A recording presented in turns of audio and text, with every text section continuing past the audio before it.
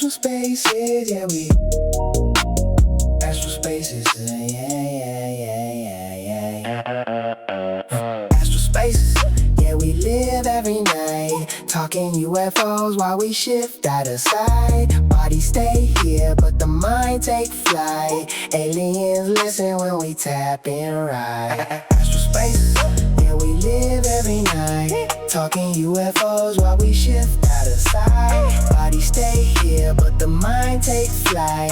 Aliens listen while we tap in right. Might go live, get a room feel fast. Real ones pull up, we ain't stuck in the past. Talking UAP, now the trend is fast.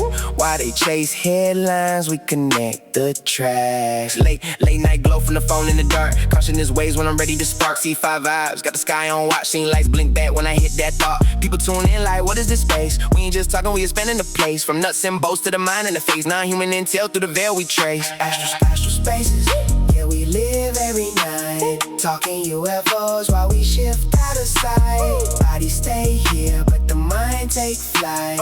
Aliens listen when we tap in right. Astral Spaces, yeah, we live every night, talking UFOs while we shift.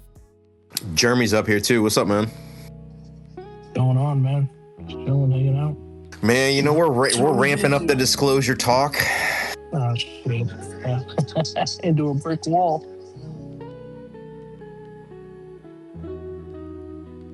What are the main points that you kind of wanted to discuss? I know there's a lot been happening. What are you starting with? Because I can't stay for too long. What's the most pressing thing on your mind, Astral, while you opened up this impromptu space? I think it's a little bit of a change of landscape on how this disclosure stuff is going. And I don't know, I just wanted to get people's thoughts on everything. There seems to be a lot going on in the last week with all of the stuff in the media, and it just seems like it's ramping up a little bit.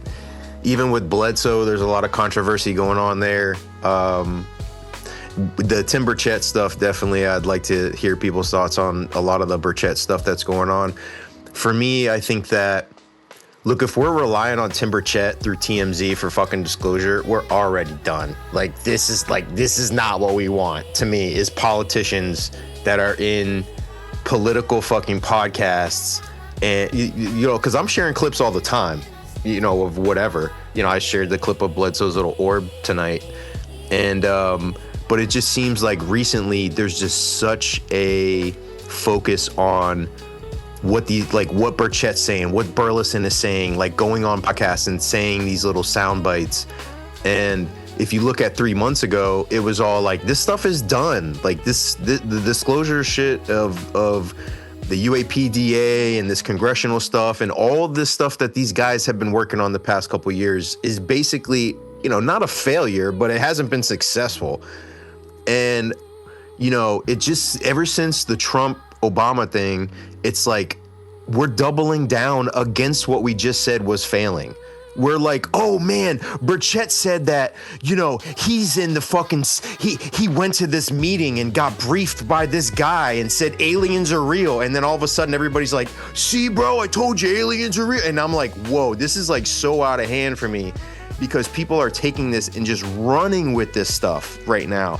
And I think that, you know, before, when you looked at the UFO topic, when big things would happen within the UFO topic, like the David Grush thing and these things that would breach into the larger mainstream media of like podcasters. I'm not even talking about like Fox News or anything, but I'm talking about people on this platform and content creators and people.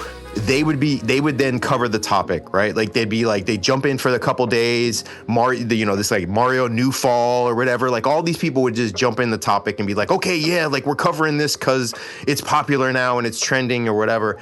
We've gotten to a point in my mind right now where it's sort of being hijacked, bro. Like the UFO topic of what is being presented to the public is all focused on this political shit that's going on, of like what Burchett is saying and all these people that are now like, I feel like Burchett has now crossed over to where he's like, okay, like this is who I am. This is my like shtick now.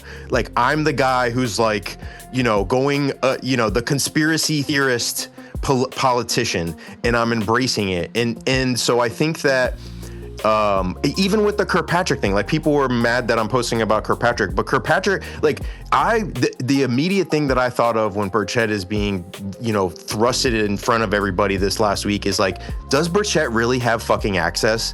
Like, does this guy really have access to the top alien secrets that like he just can't tell us? Like, I don't fucking think that. I'm sorry, I just don't. I don't think that Tim Burchett is able to go in, like they're like, oh, Tim, come on over here. Let's brief you on the alien fucking back engineering hybrid breeding programs. Let's bring you into a skiff and tell you about. They're not fucking telling Tim Burchett. So you don't think that he's seen these things, Astral? I honestly don't think that they're briefing Tim Burchett on anything having to do with aliens at all.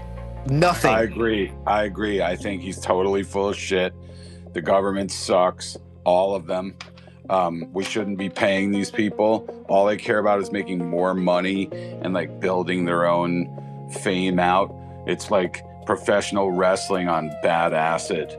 And there's no disclosure that's happened at all. All of it's been a lineup of just pure disinformation. People that are protecting like and hiding tech. There's no aliens. Like if there are, that's fine. But like it's all about hidden tech, and these people are all assholes. They deserve to get thrown out on their asses for what they've done. One thing I want to say is that this Sean Ryan show, which I found out is not his real name, he sits in front of a bar filled with alcohol. They never drink. Now I'm watching another guy on there holding a cigar that he doesn't light. People who do stuff like that are liars, right? Like they're living a lie, and it's like right to see. But they're also like this same guy, Timothy Alberino, just went on a full the UFO Indiana Jones. Yeah, like this guy is so full of shit. It's incredible, right? He's like these all. He's a cutie though. That's okay. And Sean Ryan is a piece of shit for doing what he's doing, and I think he's up to something worse than he's letting on, especially with like this string of religious people that are talking about exorcising demons. And I think I know what they're going to do, which is like they're going to blame these bad actions that they've done and shit that they've done to people on demons, right? So they don't have to take the blame and blame it on the aliens. But like, it's not that. It's people that have access to very, very high tech, and they've taken advantage of that power for many, many years. And they're hiding behind people like Lou Elizondo. They pushed him out in front, and he went on if anybody is out there going on a podcast tour, they're full of shit, right? Unless name one that's not. They're selling books, or they're straight bullshitters like the Bledsoes are, who are like crying about how they fucking deserve credit for what? Like every time. Speaking of Bledsoe, Astral, what do you think about the bubble thing? The bubble orb? I think it looks kind of cool. I'm not gonna lie. That's the reason I shared it. It looks pretty tight. It's a badass It's bubble. hard to tell what it is though, like without any anything context or anything, like zooming in or out and all of that. And then he's like also posting that it was edited by somebody. So it's like, how much You can know you what's take? crazy that drives me wild, like just absolutely nuts about Bledsoe? I was looking at his daughter's Instagram. She's like a singer. She does like some like holistic music, like Monroe shit. And she had a picture of her dad and her, and he was holding like this like gnarly camera that was like you could probably zoom into the moon with. It was like one of the biggest lenses I've ever seen. He was like out fishing, and I was like, motherfucker, why don't you use that camera instead of your like Nokia phone that you've had since 1999? Like, I don't get it. Like, that's what drives me crazy. You can't curse in front of the mother. By the way, Nora, what you said right there is exactly how I felt about Lou Elizondo's phone quality the past couple of days. So what the fuck is that? did Mr. Bledsoe's timeline get pushed back as well? Because fucking Easter came and went. Apparently it did. Hey, he talked with the lady, though. He saw the lady on Easter. Oh, yeah. Damn. The lady. Oh, okay. And then he didn't elaborate on it What at all did she tell him, whatsoever. Nora? We'll find out. We'll find out what the lady told him. So will the intelligence community.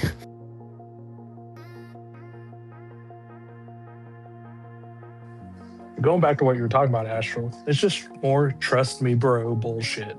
That's all it is. Now you're just hearing it from government officials. Well, and we've heard this from Burchett. For the last 2 years, he's recycling the same 6 sentences he's fucking heard over the last 2 years. Like, bro, and now all of a sudden everybody's like, he said the aliens are real, bro.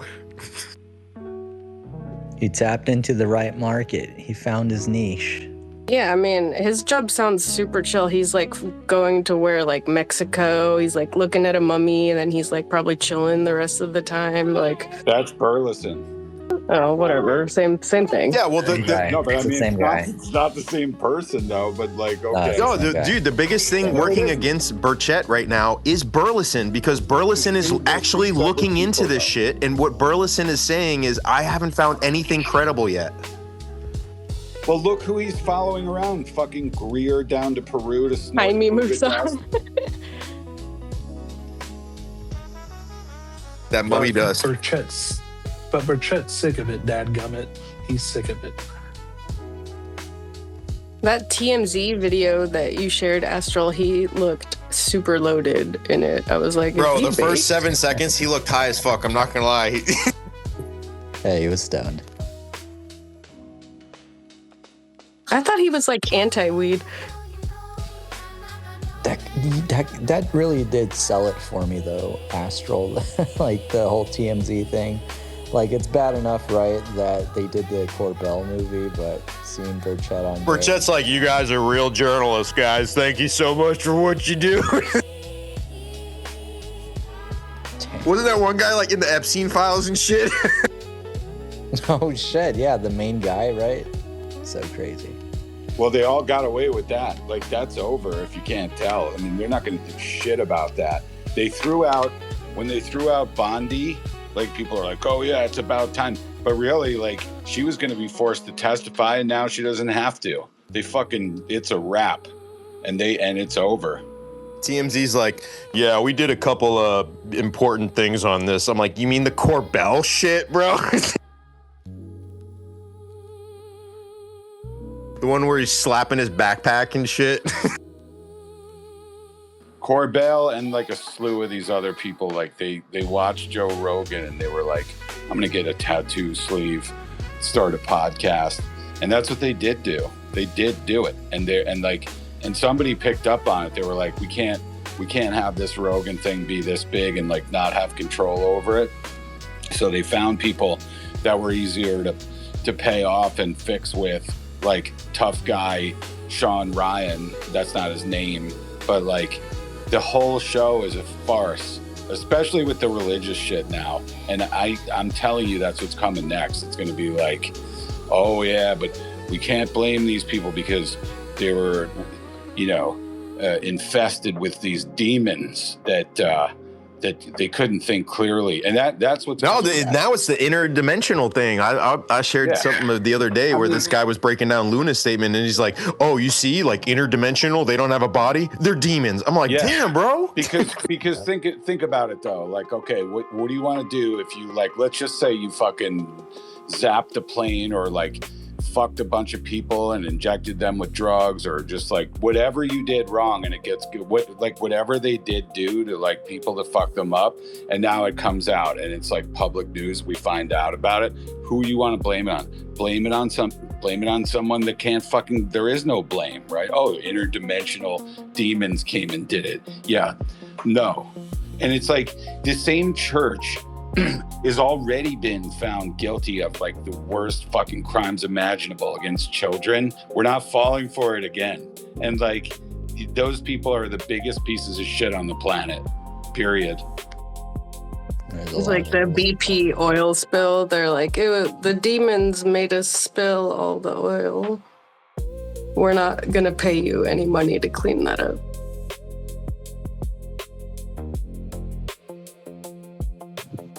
But Zim. what if the demons did make them do it, Reverend? Dang. Well, then we have a major fucking problem. But I mean, look it's around. not. It kind of seems like we have a demon infestation on planet Earth.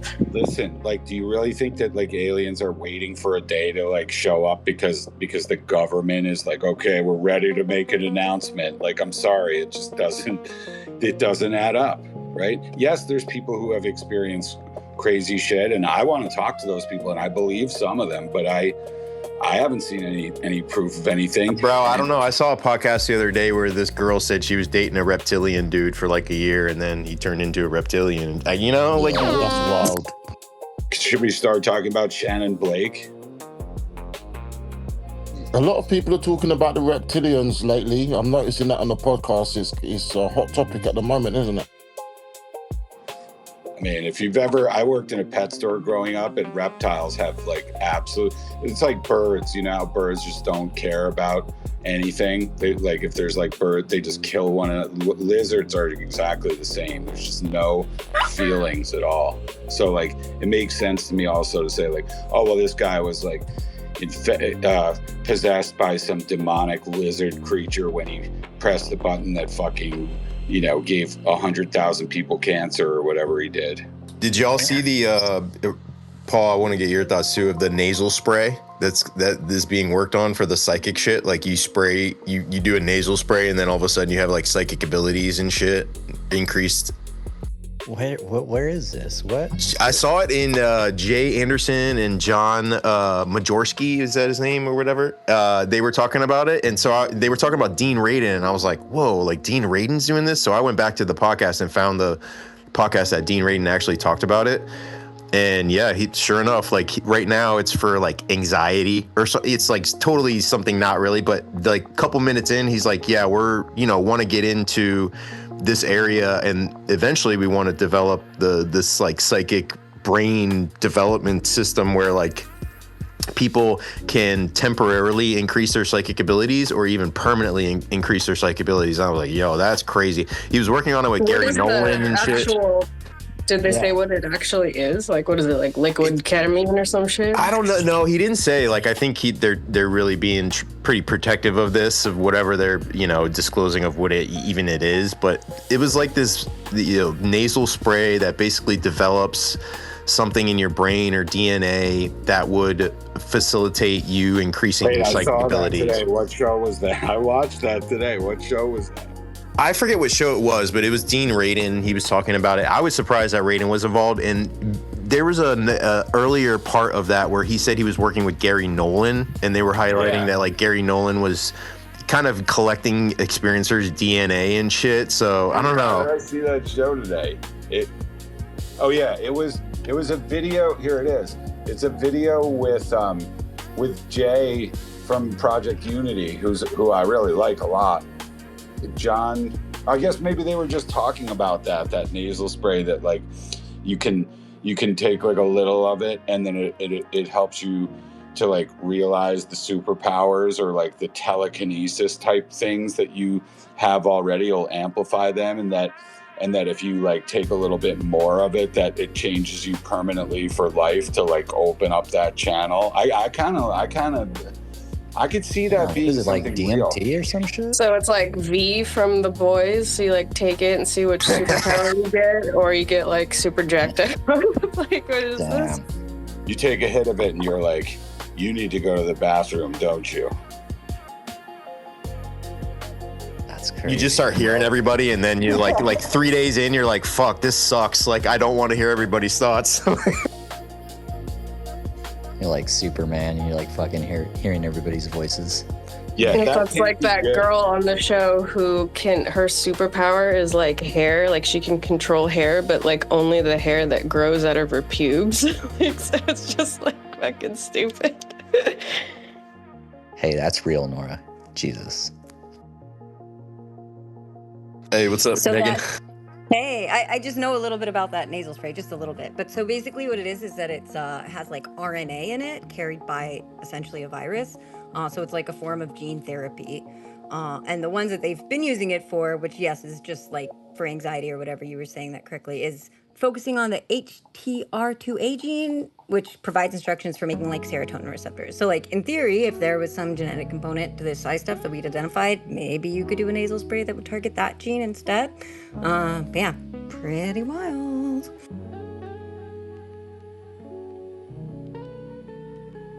Would you try it? No, I haven't tried that shit. I'm psychic enough as is.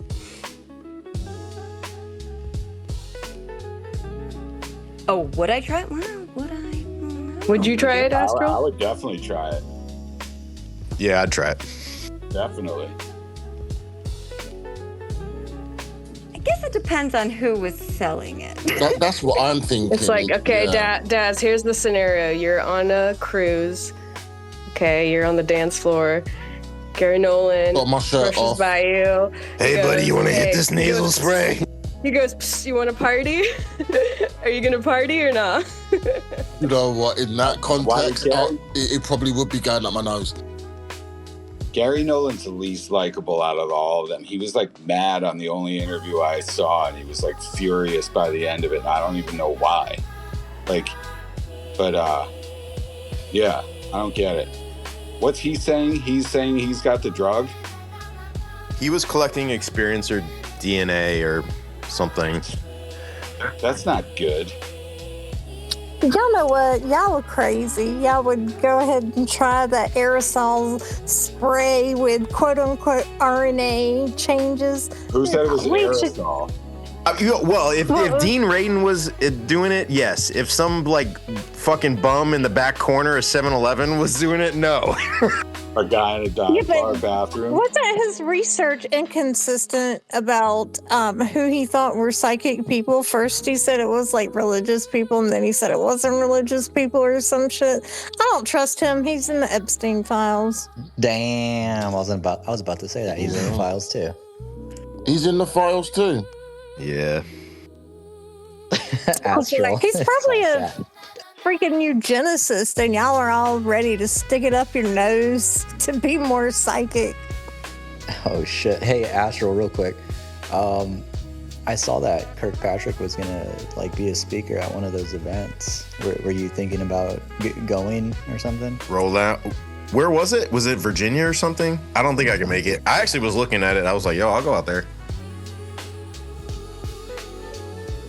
Also, I did just post an article up in the nest about the nasal spray. If that's okay, Astral, I can take down if not. But, No, cool. Yeah.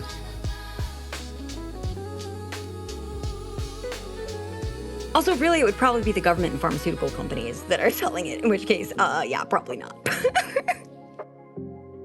Exactly. I thought it was interesting how, for Paul, just to say that they asked Kirkpatrick the question about Burchett when they were writing the New York Posted about this like pro UFO article, and then asked him about Burchett's access.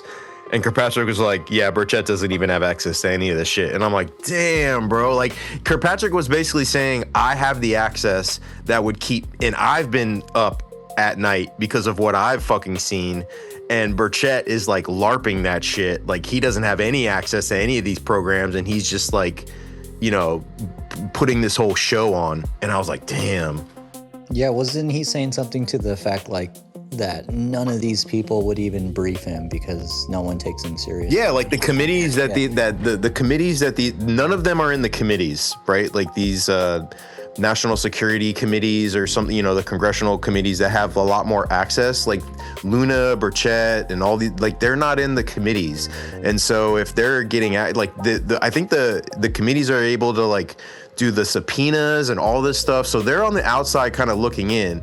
So, you know, when they're acting like they're getting all of this access, they're really not having the access that I feel like what Kirkpatrick, like, look, man, you can say whatever about Kirkpatrick's history, but what he's trying to say is like these guys on the outside that are kind of working their way in, they don't have the access to learn about these ultra secretive programs. And again, this is the thing that I'm talking about with Burchett. I don't think he's just being briefed, like officially brought it into skiffs to be told about the alien programs. To me, this stuff when Burchett's talking about, oh, like I heard this stuff and that's keeping me up at night. I shared a story recently about this drone stuff. The drone, like honestly, I think all this shit is about the drones. This drone stuff, the drones that are these unimpeded drones that are over military and sensitive sites, which very well could fucking aliens. It could very well be aliens. Okay, like that's a possibility. If our military doesn't know what's up there, and there's UAPs up there, and we have no idea how to stop them. But I think what's happening, in my opinion, is Burleson and Burchett were both briefed like a couple weeks ago on these fucking drones. And it's always been about these military installations and military bases that have these drones that are able to like go, and our military just doesn't know. So to me, Burchett's like, oh shit, bro, like we really we're not as safe as we think we are as America. If drones are able to go into sensitive military sites and fly around and we can't stop them and we don't know what they are, that as a politician would keep me up at night. So that's what I think it's more about than like alien fucking hybrid programs that Burchett knows about and he's just not telling.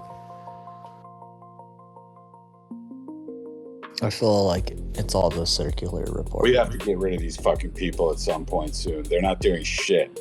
They don't deserve to get paid a dime, and they're making a lot of money for doing nothing. And they're gatekeeping info if they do have it. So I don't see why that's possible. I think he's purposely obfuscating. So, you know, like Burchett, here's one thing, is name who's telling you this. Like same with Matt Gaetz.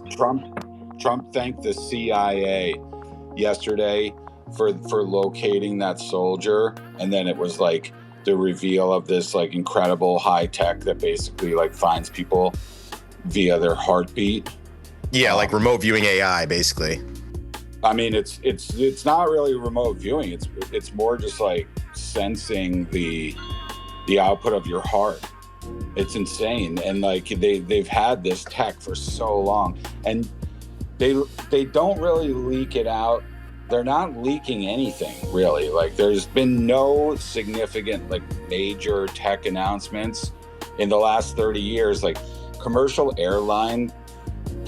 planes haven't really changed in like the last 30 years. Not at all. They're not faster. They're less comfortable. There's less room and they're more expensive, and like you don't get shit on the plane now.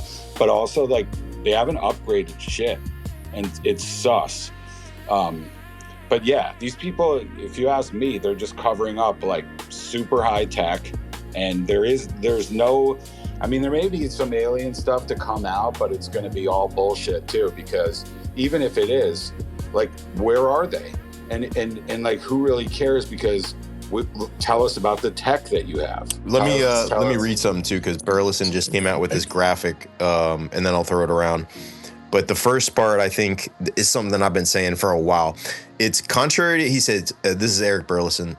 Contrary to what you may have heard, Congress can lawfully receive classified UFO information. No one has been imprisoned, let alone prosecuted or sued for disclosing classified information to members of Congress in a secure setting.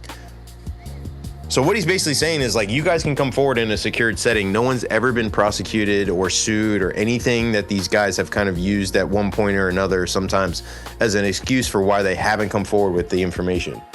Look at Eric Hecker's story, though. You know, I'm sure you're familiar with him, and I personally think he's a great guy, and I'm positive he's told the truth about what he's seen and like negative impact from directed energy weapons that he experienced while spending a year in the South Pole. And he experienced, like, he didn't get prosecuted or arrested, but he lost his job. None of the people in Congress or senators who said that they were going to follow up with him did, and instead, like, somebody like Grush came and started like spewing bullshit in and around the topic, right, to spread misinformation around it, and thereby diminishing what the truth that Eric Hecker was actually trying to bring to light. The whole thing's infuriating, and when you see the same people again and again involved in it, I mean, at this point, it's clear. It's clear what they're doing, right? It's like Elizondo, what he did. Oh, it makes me think about Eric Davis too. German, you wanted to jump in? Yeah. Yeah, I was just gonna say, going back to something you said earlier when you were like, you wanted to hear from Burchett. about who was briefing him on this stuff. I agree with you. How about this? Just fucking say what he told you. Just fucking say it. What's gonna happen? Ain't nothing gonna happen. Fucking say it. That's the problem. That's what drives me nuts with this shit. No one will ever just say anything because for whatever mysterious reason, they're gonna go to jail, they're gonna be killed. Man, none of that shit's happening. Just say it. Because it's classified though, Jeremy. I don't. Yeah. No, I think at some point it's perfect. It's like purposely obfuscated. And I was going to talk about the Matt Gaetz thing where Matt Gaetz started this whole alien breeding program thing, right? Like he came, and this is what I was talking about in the beginning. Is this like the political statements are driving the topic. So people are like, yo, Matt Gaetz said that there's an alien hybrid breeding program.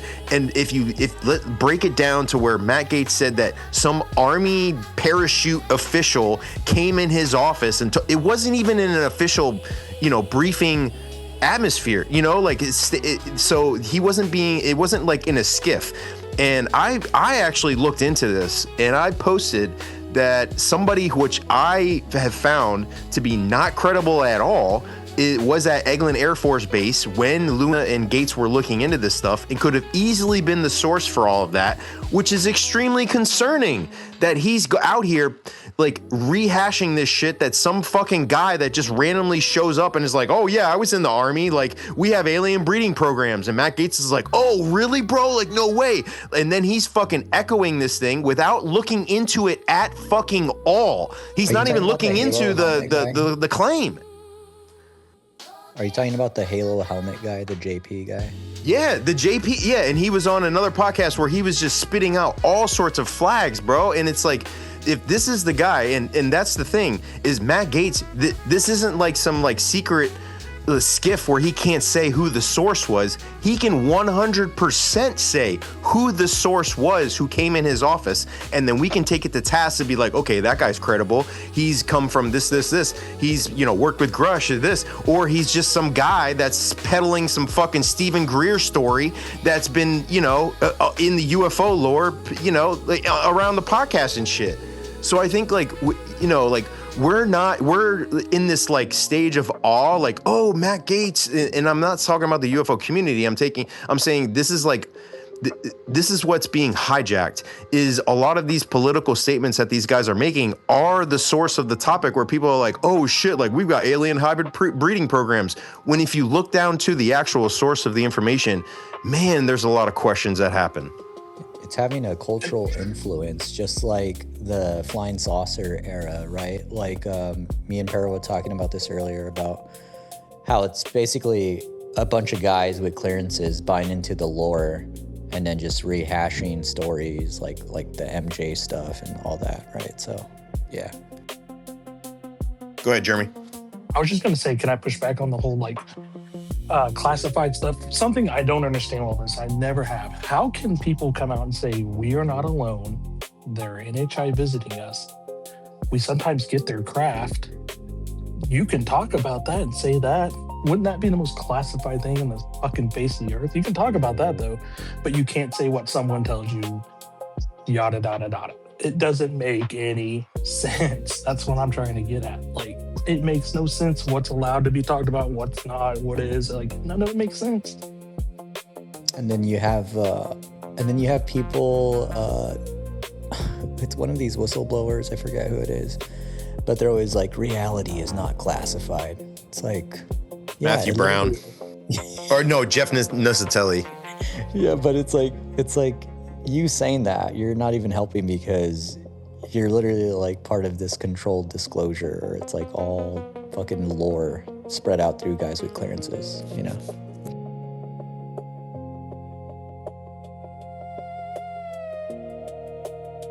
I just hate, why even say anything when you know you can't talk about it? Why? What's the point? How come there's absolutely nobody talking about the disappearance of, Major General William Neal McCaslin, who just disappeared on his own because something's clearly up with that, right? He didn't get taken. He left. He left home. None of the news media is covering it at all. The guy ran a $2 billion a year program and oversaw over 10,000 people that worked at the Air Force Research Laboratory for his entire career. Now he's gone. Nobody reports on it. I mean, I will say, like, the Daily Mail and some of those other ones have been reporting on it, and there's other scientists, too, in high-level positions that have just either died or disappeared in similarly strange circumstances. Yeah, and I just think, like, yeah, maybe they're covering it, like, a little bit, but not really. Like, there's no, like, is anyone out there looking for the guy? No. They just released the 911 call where his wife basically said that he was suffering from mental issues as well as physical issues, and that they're both having to see a doctor for him. I mean, it's easy to connect all these people that disappear, but there's like 20,000 people that disappear every year, man. Like, you're bound to have a handful of scientists and engineers and whatever out of that 20,000 people that go missing every year that are never found. Right? I mean, I do kind of wonder what, like, the statistical chances are of, like, the number of people who disappear in kind of weird ways with, like, I don't know, the overlap of people with this level of security clearance in these types of positions. But do you think it's related, though, to the advanced, because I think it's advanced technology or propulsion is a lot. It's not necessarily, I think people are attributing it to UFOs, but I think it ties back really to, like, propulsion and a little bit of advanced technology development, that sort. Well, it's nukes too, right? Yeah, I was about to say nukes. It seems to be a lot of it's tied to nukes. So yeah, I don't even necessarily think it's something like, you know, phenomenon related. It could just be like regular prosaic shit and we're in a war and like weird stuff's going down. Like, but it is a little strange. I don't know. Maybe it's not that weird. His wife even in the 911 call said that he left and didn't want to be found. I agree with that. And that came out of her mouth. I mean, and didn't she make that call like 3 hours after or something on the day? 3 hours after she had last seen him. Yeah. And he had taken his revolver. It was like, yeah, if it was just McCaslin, I'd agree that it's just like, all right, this is just the thing. But the one was like a mother of 3 who just like did sort of the same thing, left all of her shit, walked away, has not been seen. Maybe there's some like, it could not be related at all. I don't know, but it's a little weird. And people are talking. I mean, I just saw a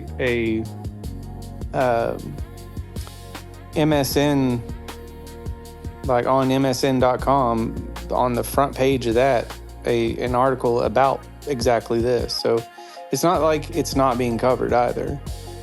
People are talking about it. I hate to see that dude's. I hate to see this topic cover up what most likely happened with that dude, and that he had some problems, man. And then Science Bob, I think he's down there as a listener, but I think he's heard very similar things from a source that he has, right? And I know it's easy to like connect those dots, right? Because that's the mindset that a lot of people in this community have with being more conspiratorial in nature. I'm not knocking that. I'm here with you guys, right? But that's a fact. So it's easy to connect those things when you're prone to do that in many other ways. But I really feel sorry for his family. I feel sorry for his wife. That the most likely thing that he did was end his life, and that sucks. But maybe the other people, the physicist that got murdered in MIT, and there's another one in. The weirdest one to me actually is this lady Monica Reza, who is a director at JPL, who is an experienced hiker hiking with other people, and she disappeared within like 30 feet of these other people. They couldn't find her. They did a big search. They haven't been able to find her. It almost gave me some like missing 411 echoes a little bit, although that's, out in that one is strange because they did say the last time they had seen her was like she was 30 feet behind them and waved. But what they didn't say though was how long after that until they realized she was gone? Was that like an hour? Was it like 10 minutes? Was it, you know, I haven't found where they've said how long from the last time they saw her till they realized she wasn't with them. Yeah, I'm not really sure. I will say they did, and this is part of what makes me think the misinformed one thing. They had like dogs out there. They did a big search. Dogs couldn't catch a scent. Like there was some just weird things about that one in particular. But yeah, I don't know how long it was between. Maybe I'll look and see if I can figure it out. That to me sounds like an abduction more than anything. Yeah, very well. It does sound like an abduction. When did that happen though? Was that like last year, 2 years ago? Was it very recent? I think it was last year, wasn't it? Was it last year, Megan? Let me look. June 22nd, 2025. Yeah, that was last summer. Another thing fresh in the news is the Bob Lazar stuff. If anybody wants to chime in on that. Oh boy. Oh my God. I can't believe how like influential Joe Rogan is with the whole Bob Lazar thing. Like it's so crazy how much he believes in that bro story was sauced stuff. on that podcast. Holy shit. Bob? Oh, he was Oh, yeah. he was so fucking Well, and you know, Joe Rogan didn't ask him a single fucking question about anything. He was telling him about how the taint gets that was the dumbest. Oh, It's the like they got together to microplastics. get drunk and stoned. He didn't ask him anything. Yeah, it wasn't. I don't think it was a good interview, really. He didn't ask him anything. Yeah, Bob Lazar, like the Joe Rogan thing. That's like another cultural influence that people have bought. Bro, I into, spent like- 2 hours trying to find these fucking S4 mountain fucking photos. I was like, yo, let me go. And then I do the whole editing thing. And I'm like, oh, I can't see shit, dude. Like, Isn't there another interview coming with George Knapp though? Do you guys think that that's going to oh be? boy. With Corbell and Knapp, great. Corbell and Knapp and Lazar, okay. Oh God. And then Corbell's gonna do even worse than Rogan, where he's just gonna like lead the entire fucking interview like in his own fucking direction. And then he might be drunk as well, like that that last Matthew episode Brown, with where they're Matt having Brown. beers at the bar. Corbell is so blasted in that.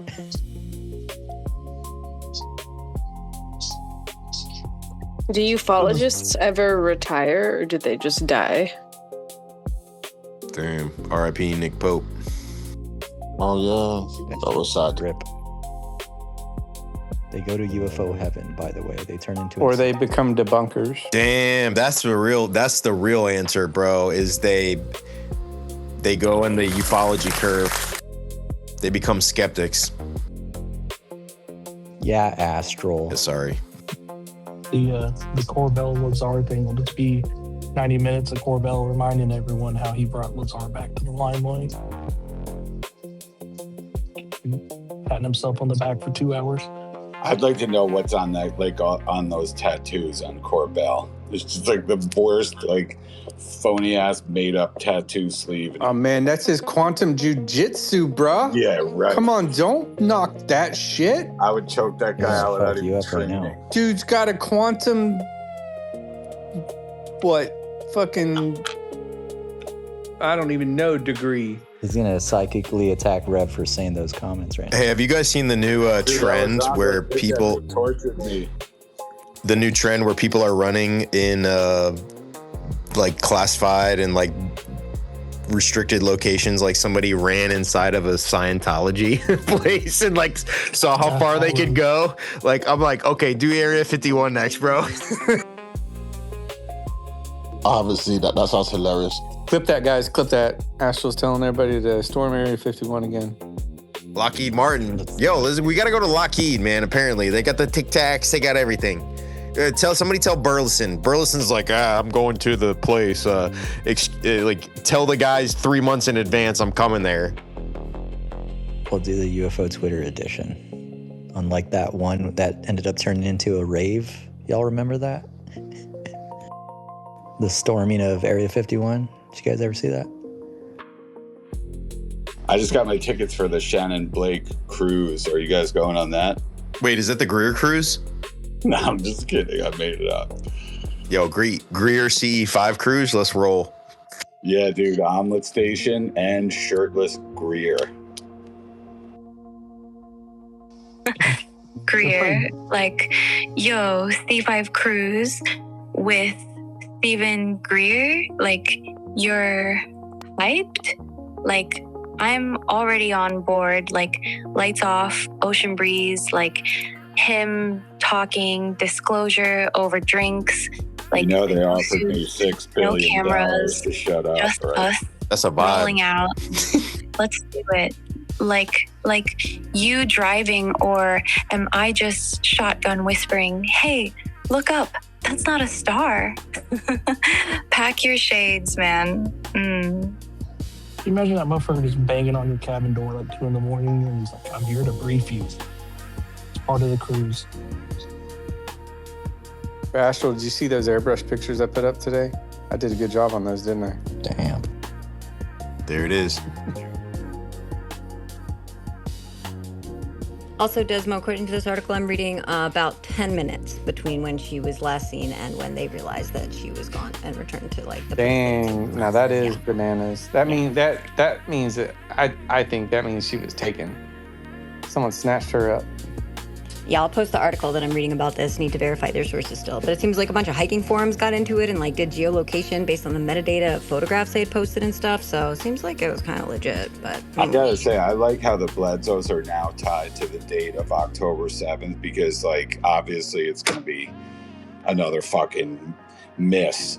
And how are they going to be able to pivot from that? Right? They just. Like what happened to Easter, that's in his book. He was on the podcast tour telling everybody, the Star of Regulus of the mother. Dude, I can't handle those people anymore. They really need to go away. And they're not. I don't think Chris Bledsoe's so much the problem. Honestly, like I think the last couple months, Ryan Bledsoe's been rubbing people the wrong way with this kind of like, I told you so attitude. So I don't know. We'll see. It's like every post with anything that moves in the sky on it. Yeah, that's the thing is like sharing some bullshit and being like, I told you so. It's like, bro, this is a fucking plane. Like, come on. I think his trajectory is like very similar to other people that started out in like the new age kind of like media, like 80s era, and then they like turned into like channelers and like authors, and then they would like do like their own conferences and like things like that. So I think that's just kind of like Pleiadian shit. Yeah, and then it always turns into like this sort of cult. like like culty, but where like you have to like keep buying up and up on the levels, it's like, oh, like you need like this course to learn more about like the lady or something, like I could totally see that like coming soon, like Well, they are working with their Monroe Institute. Yeah. To like that sort of stuff, but I don't know how much that could be related, but I see what you're saying. And like, culty, like exactly, like it's already halfway there, right? Like you start with a free webinar, then boom, unlock level 2 for $99. Like next thing you're dropping rent on the ladies' inner circle, like meditation CDs, crystal grids, like, and I knew Astral was gonna do that. Wait, I didn't. I wanted to hear the rest of that. Crystal. What's a crystal grid? Astral's tolerance levels are crystal hilarious. grid is when you lay out your crystals and like you lay on them and they surround you like a grid, and there's different patterns, and then it amplifies like your chakras or whatever. Why you? No, I didn't do anything. I Astral? didn't do anything. I was chilling. I was listening. She was cooking. Got enemy of disclosure. Astral, you just need to change your name to enemy of disclosure, Astral. Sorry, I was a co-host of Disclosure. I'm sorry. See, there it is, bro. Disclosure. You're rubbing off on him, Astral. Astral, debunkers go to hell, right? Is Astral a debunker? Damn. You see what happens, Is bro? Astral a debunker, really? You got progressed. You got moved. This is where we're at. Went straight skeptic to all the way debunker. You're on the bottom end of that Well, curve I'm now. disappointed, Astral. You know what? I'm gonna say something right now. The people that I respect the most in the UFO community lean a little bit more skeptical than most.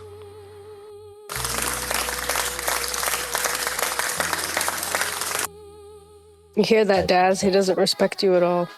The truth is, I heard it, Nora. I heard it.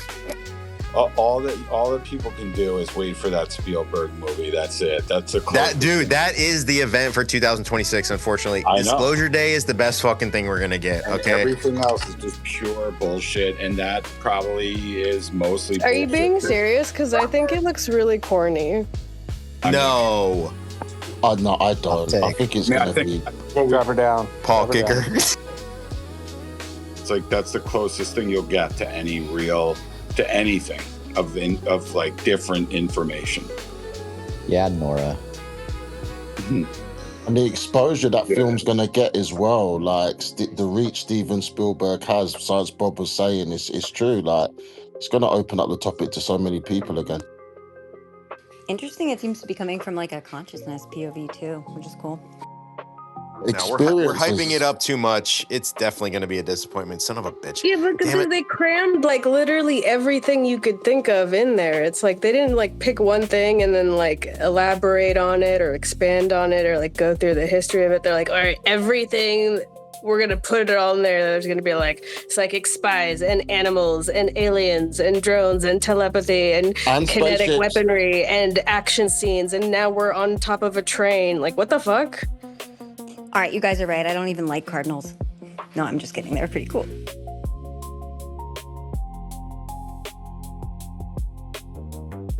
And I'll say hi to Paul Vidal before I have to go to sleep because it's Yeah, nearly Paul jumped up. 4:30. What's up, bro? What's up, guys? Is it just me, or Hi, was everyone just breaking up, or was that just me?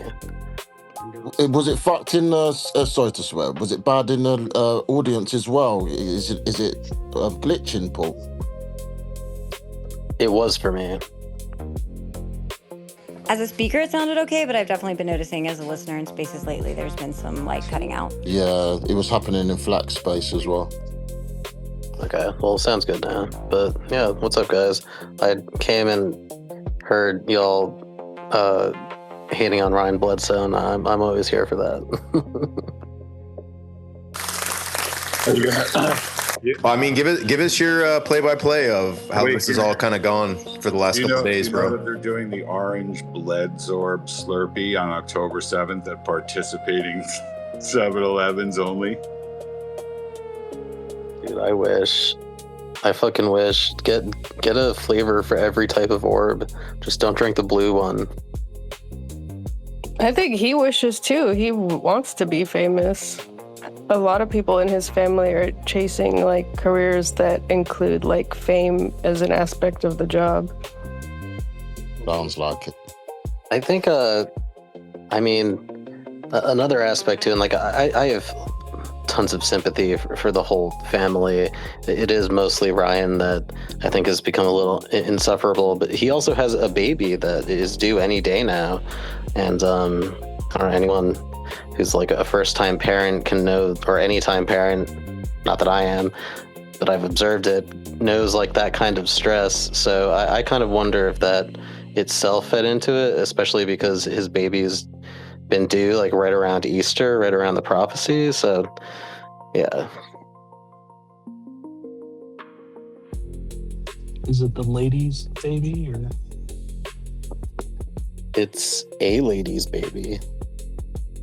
To be fair, he had his own choice on what date he copulated. Theoretically, It's not like it just coincidentally happened. I mean, if he went out of his way to plan for the birth to take place around that time, honestly, props. Yeah, dude. Ryan is annoying, but all babies are a blessing, so I hope he has a happy, healthy baby. Likewise. I will say he might have been able to choose when he copulated, but I mean, there's only a couple days in the month a lady can even get pregnant very easily, so he probably didn't have too much choice about that. Just saying. I think it was probably another sort of like coincidence, or something that's easy to read into as like a confirmation bias that's reinforcing your outlook that your father is the Messiah and you're the prophet that has to preach the good word. Yeah, I don't know. My take, I think everybody kind of sees it for what it is. I really do think that whatever happened in 2007 on Cape Fear, like all that shit happened. I think at least I believe Chris Bledsoe and Chris Jr. when they talk about those experiences, but ever since then it's been spun out into something else, and at this point it's just embarrassing every time Ryan posts like a video from 5 or 10 years ago or an airplane or whatever. Also, I recognize that copulation comment was a joke, and I thought into it too much. I wanted to do that. Never take anything I say seriously. Overthinking, only type of thinking I have available. But yeah, I feel you. Same. And it's good to see you as well, Megan. Not that I've been around much, but I see you, Paul. Yeah, haven't seen you around much. We both kind of took a break around the same time, it seems like. But we're both back, hooray! Just in time for Easter, I guess. And the failed Bledsoe prophecy. Any change? Whatever.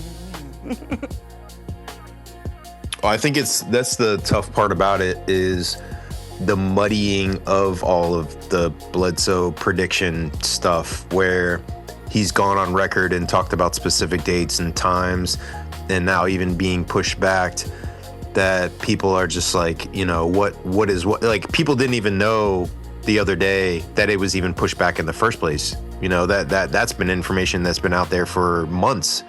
And so I think people are just confused as to what to think about when you go into what the event would be significant wise of what would happen in the first place. Totally. It's one of those things where, I don't know, there's a combination of you made your bed, you got to lay in it, they've been pushing a lot of this stuff, but on the other hand, you have people who don't really know the full story. It is a little bit more complex. They have been talking about multiple dates the whole time, but I don't know. Bottom line, just don't make predictions. Like, it's a good way to gain hype for a book, I guess, or make money and gain a podcast following. But at some point, it's the bubble's gonna pop. Paul, Mr. Vidal. I was wondering, have you ever noticed the similarities between the rhetoric behind the Bledsoes and like the kind of lore that surrounds the Edgar Casey stuff? Like, I was going back and listening to like little clips of him, like things he said or things that like Ryan have said, and I just noticed that there's like so many similarities like between the things that he's claimed to have done and the prophecy type stuff, like the under the pyramid stuff or the new knowledge stuff and the coming age stuff and the healing and all these other things. Like, they seem like they're, I don't know, there's similarities. I was just wondering if you've seen them. Yeah, I find it interesting as well that I think one of these CIA spooks told Chris Bledsoe that he was the reincarnation of, what was it? The reincarnation of Edgar Casey. I know Edgar Casey was also into that. It was that who's the wizard from Norse mythology? I can't remember. Like Odin? Merlin? Gandalf. Was it Odin? I thought there was another one. Hold on. A wizard or a god? A wizard, like the wizard god. I guess it's Odin. Maybe I'm thinking of something else. I don't know. Whatever the case, I mean, like, yes, there is a lot of crossover there. I know that Edgar Casey was also into like sort of ancient mythological periods and I think reincarnation and that stuff, but reincarnation, the blending of like Christianity with like ancient archaeology, like there's just so many similarities. Like, and then also like he talks about things like Under the Sphinx, and then Robert Schoch, who's the guy about the Under the Sphinx stuff, is the guy that works with the ARE, which is the Edgar Cayce Institute. And then when he talked about changing his prophecy, he mentioned that he got that information from someone from the ARE. So I'm like, okay, so is he like a front for the ARE? Like, is he working with them? Like, what is going on? Because there's so many similarities. And then mentioning that the whole prophecy thing, or the date, the alignment, the new knowledge, like he made it sound like it came from an astrologer that was connected to the Edgar Cayce stuff. And I only heard it in one little passing once. And I could be wrong, but I'm pretty sure that's what I heard. Well, yeah, there's definitely a ton of crossover there, and it all just goes back to like, why did all of these intel people swoop in on Chris Bledsoe in the first place? To what extent are the things that he's talking about informed by these other people? You know, is he just a mouthpiece for yet another kind of like psyop? You know, like a new kind of like religious ontological psyop? I tend to think that that's very possible, and so yeah, like you would expect some kind of tried and true mythology like you'd get from Edgar Cayce to bleed over into Bledsoe's whole thing. I think you're almost spot on with the religious take, Paul, because of what Astral was talking about earlier, with like the government taking control of the narrative, and now all you hear is that aliens are angels and demons, you know, that sort of talk. So I think you're spot on with that. Well, it's not just that. I think it's also a really good way to bring Christian people on board into the topic. Exactly. Yeah, that's what I mean. Yeah, exactly. Yeah, and it's only become more prominent over time, like from both angles. Like at first, Chris and the Bledsoes were really trying to distance themselves from any kind of Christian-based narrative because they had been basically excommunicated from their whole community within the church. But then, over time, as they gained more and more popularity, all of a sudden, Chris is going on Sean Ryan's show and talking about Jesus, and then Ryan, even more so, is quoting scripture non-stop these days, and then all you have to do is look at any thread from Chris or Ryan, and it's just all Christians, you know, kind of glomming onto this stuff. And that's a pattern I've seen outside of Chris Bledsoe as well. But you kind of see it in the congressional stuff too, like the people that are involved in the, you know, the whole UAP disclosure stuff are kind of leaning towards the, you know, aliens equals angels and demons thing. Yeah. And, you know, and then you have talking heads like Tucker Carlson and whoever that other guy that has that like redacted podcast, he's really big on that too. Tim Alberino. Yeah, it's a theme. And then okay, so here's another thing, dude. Lukács just put out a new book, another one, I guess. I thought he put one out in September, but he put a new one out, I guess, recently.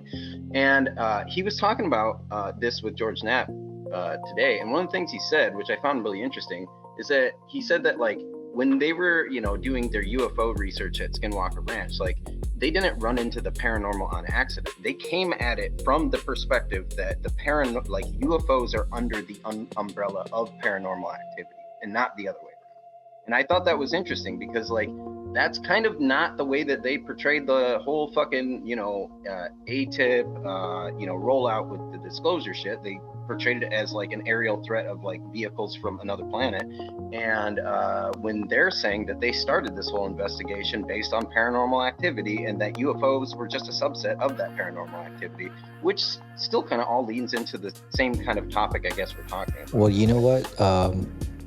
Lukács said in that last episode as well that he did with Corbell that a lot of people, higher ups that were briefing him on the topic were saying that it had something to do with angels and demons as well whenever they started to do the OSAP project.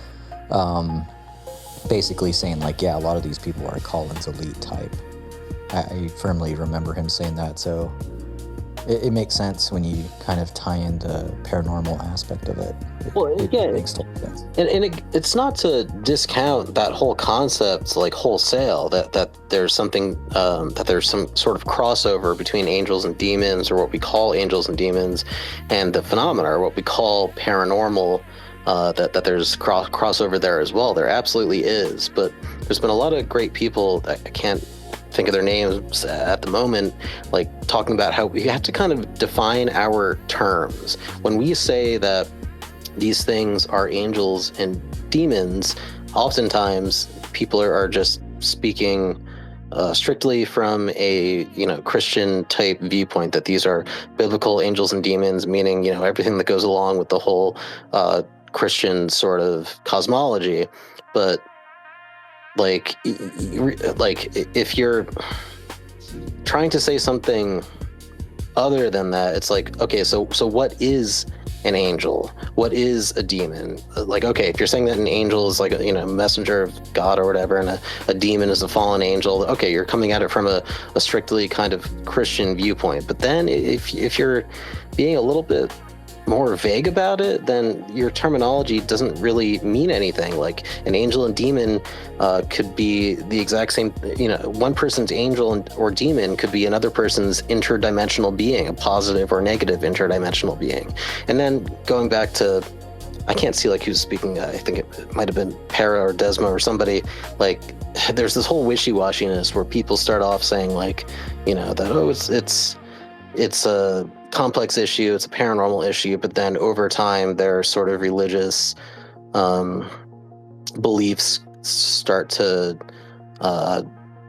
come front and center. And again, there's nothing against that. I'm not trying to throw the baby out with the bathwater, but I do think it can really confuse the matter and make it into a really kind of tribalistic black and white situation, where it really shouldn't be like that, in my opinion. So one of the things that I question, right, with the whole push for disclosure, like, we have a lot of talk about craft and bodies and things like that, or biologics and things like that from Grush and, a few other people.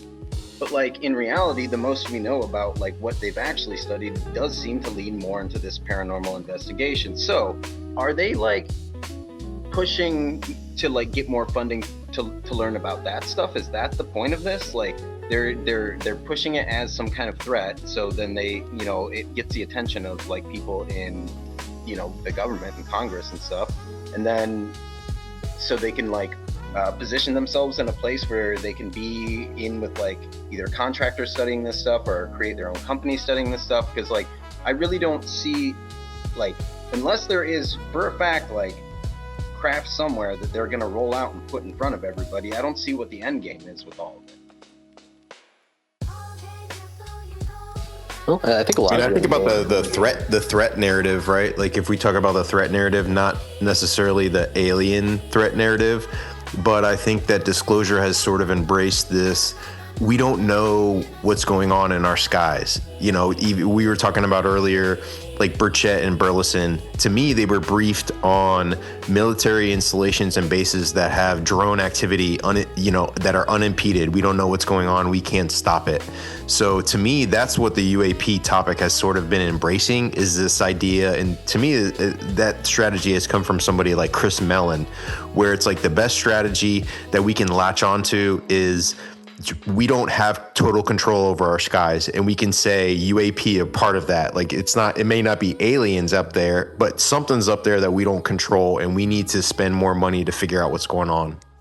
Yeah, it's about policy ultimately. Like that would be one of the big end games is, just working your way, like whether you're, JD Vance or whoever, like trying to say that this stuff is angels and demons to bring in the evangelical kind of like Christian constituency or whatever. Like I view it all as kind of similar to any political wedge issue. Like we have these kind of cultural issues that are placed front and center. Like, we all know what these wedge issues are, like the culture wars, I don't know, abortion, gender, things like that. But really, I feel like people are just, that policymakers are pulling at folks' heartstrings in order to push forward policy. And so when they're pushing something like a threat narrative, and also appealing, maybe in some cases to religious folks, there's an ulterior motive there that has to do with policy and laws.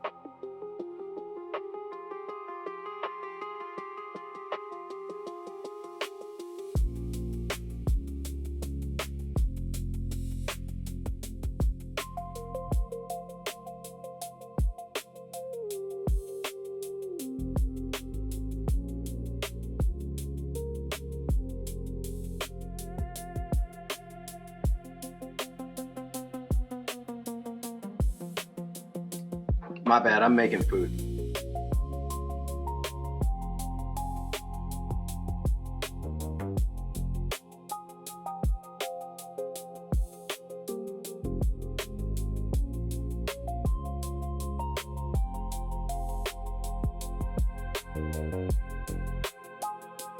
I'm starting to think this thing might be closer to what Astral was talking about earlier about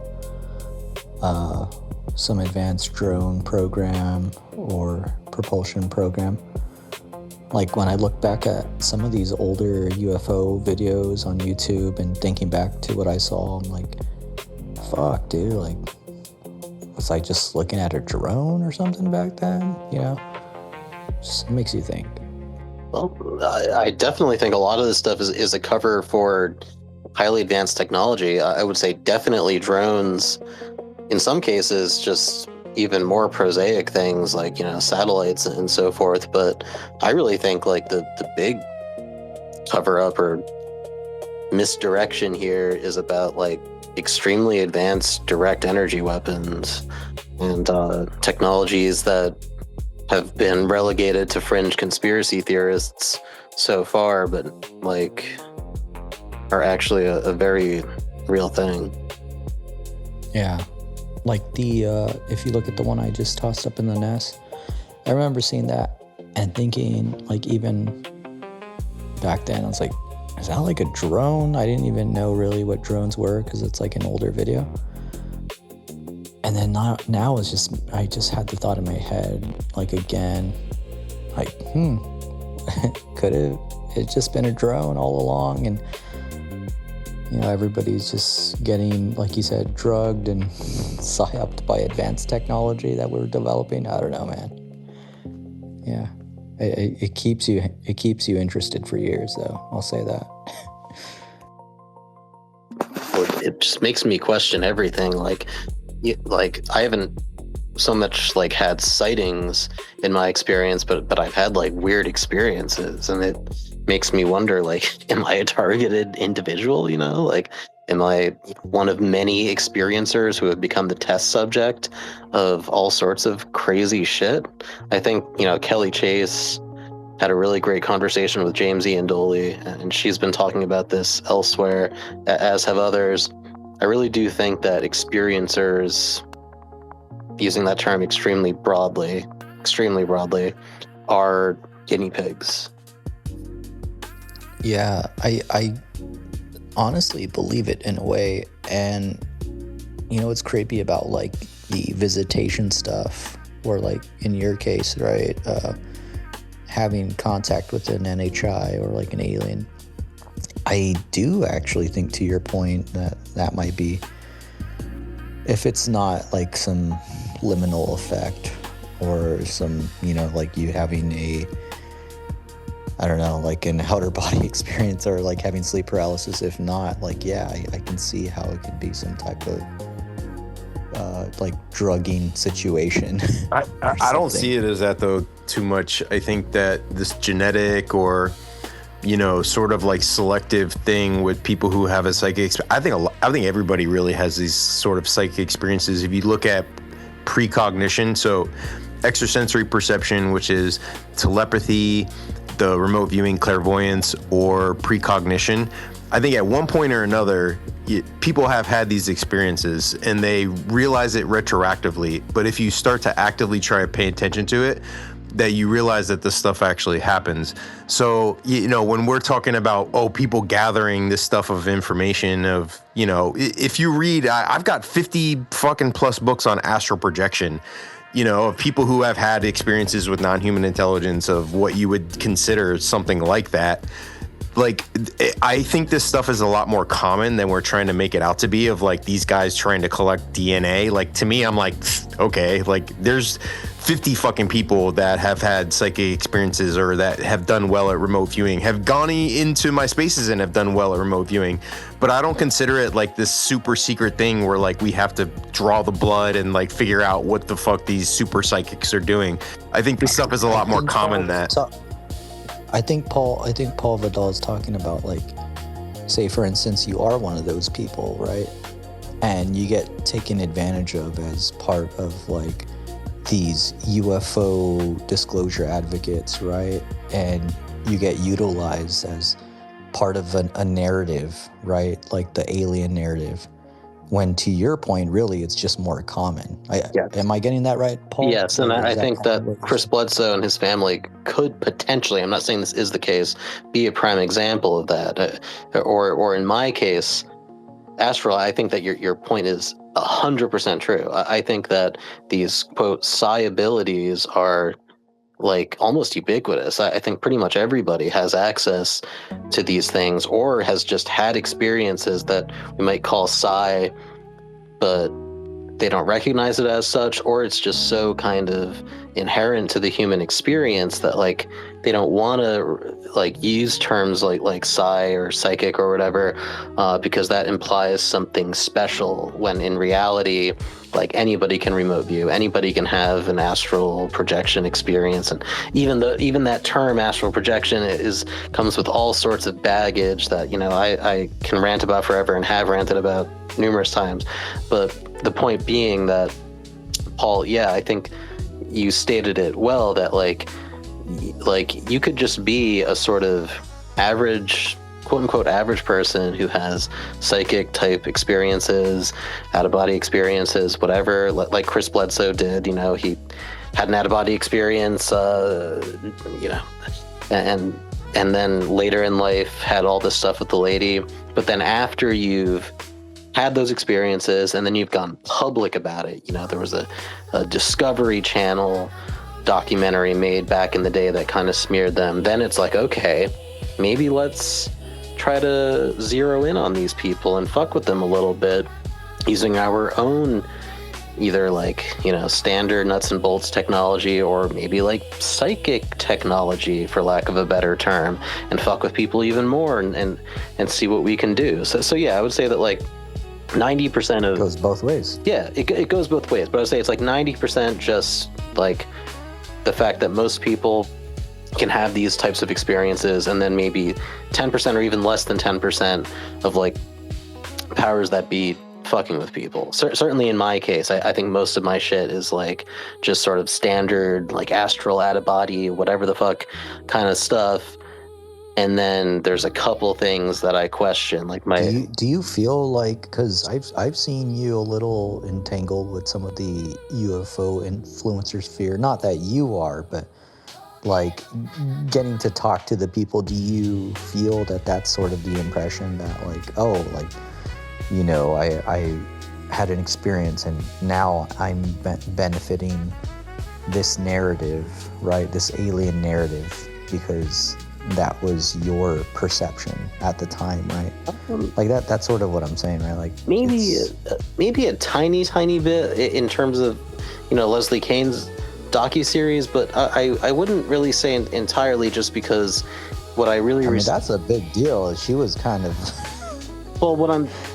Shit. See, what I appreciate about that documentary is how much it does not try to answer any questions. It only raises questions. But like, to your point, there might be, something a little bit more, I don't want to say insidious, but a little bit more subtle, kind of below the surface, which is pushing something that I didn't necessarily It's narrative. Yeah, pushing a narrative that I didn't necessarily advocate, and for that matter, perhaps with some of the other people there. But still, I will say that like that documentary is like, as far as narratives go, is far less narrative heavy than like 99.9% of series. So I don't particularly feel victimized, and yeah. It'd be great to hear what Screen thinks. He came up here. What's up, Screen? If he's available. I bet you invited him to talk the very second he stopped being able to talk. Jesus, he did. He totally did. As soon as I walked off. No, God damn. It's all good though. I just wanted to jump in and touch on a couple things while y'all are touching on a couple things to put in perspective for people. At the end of the day, I'm pretty confident.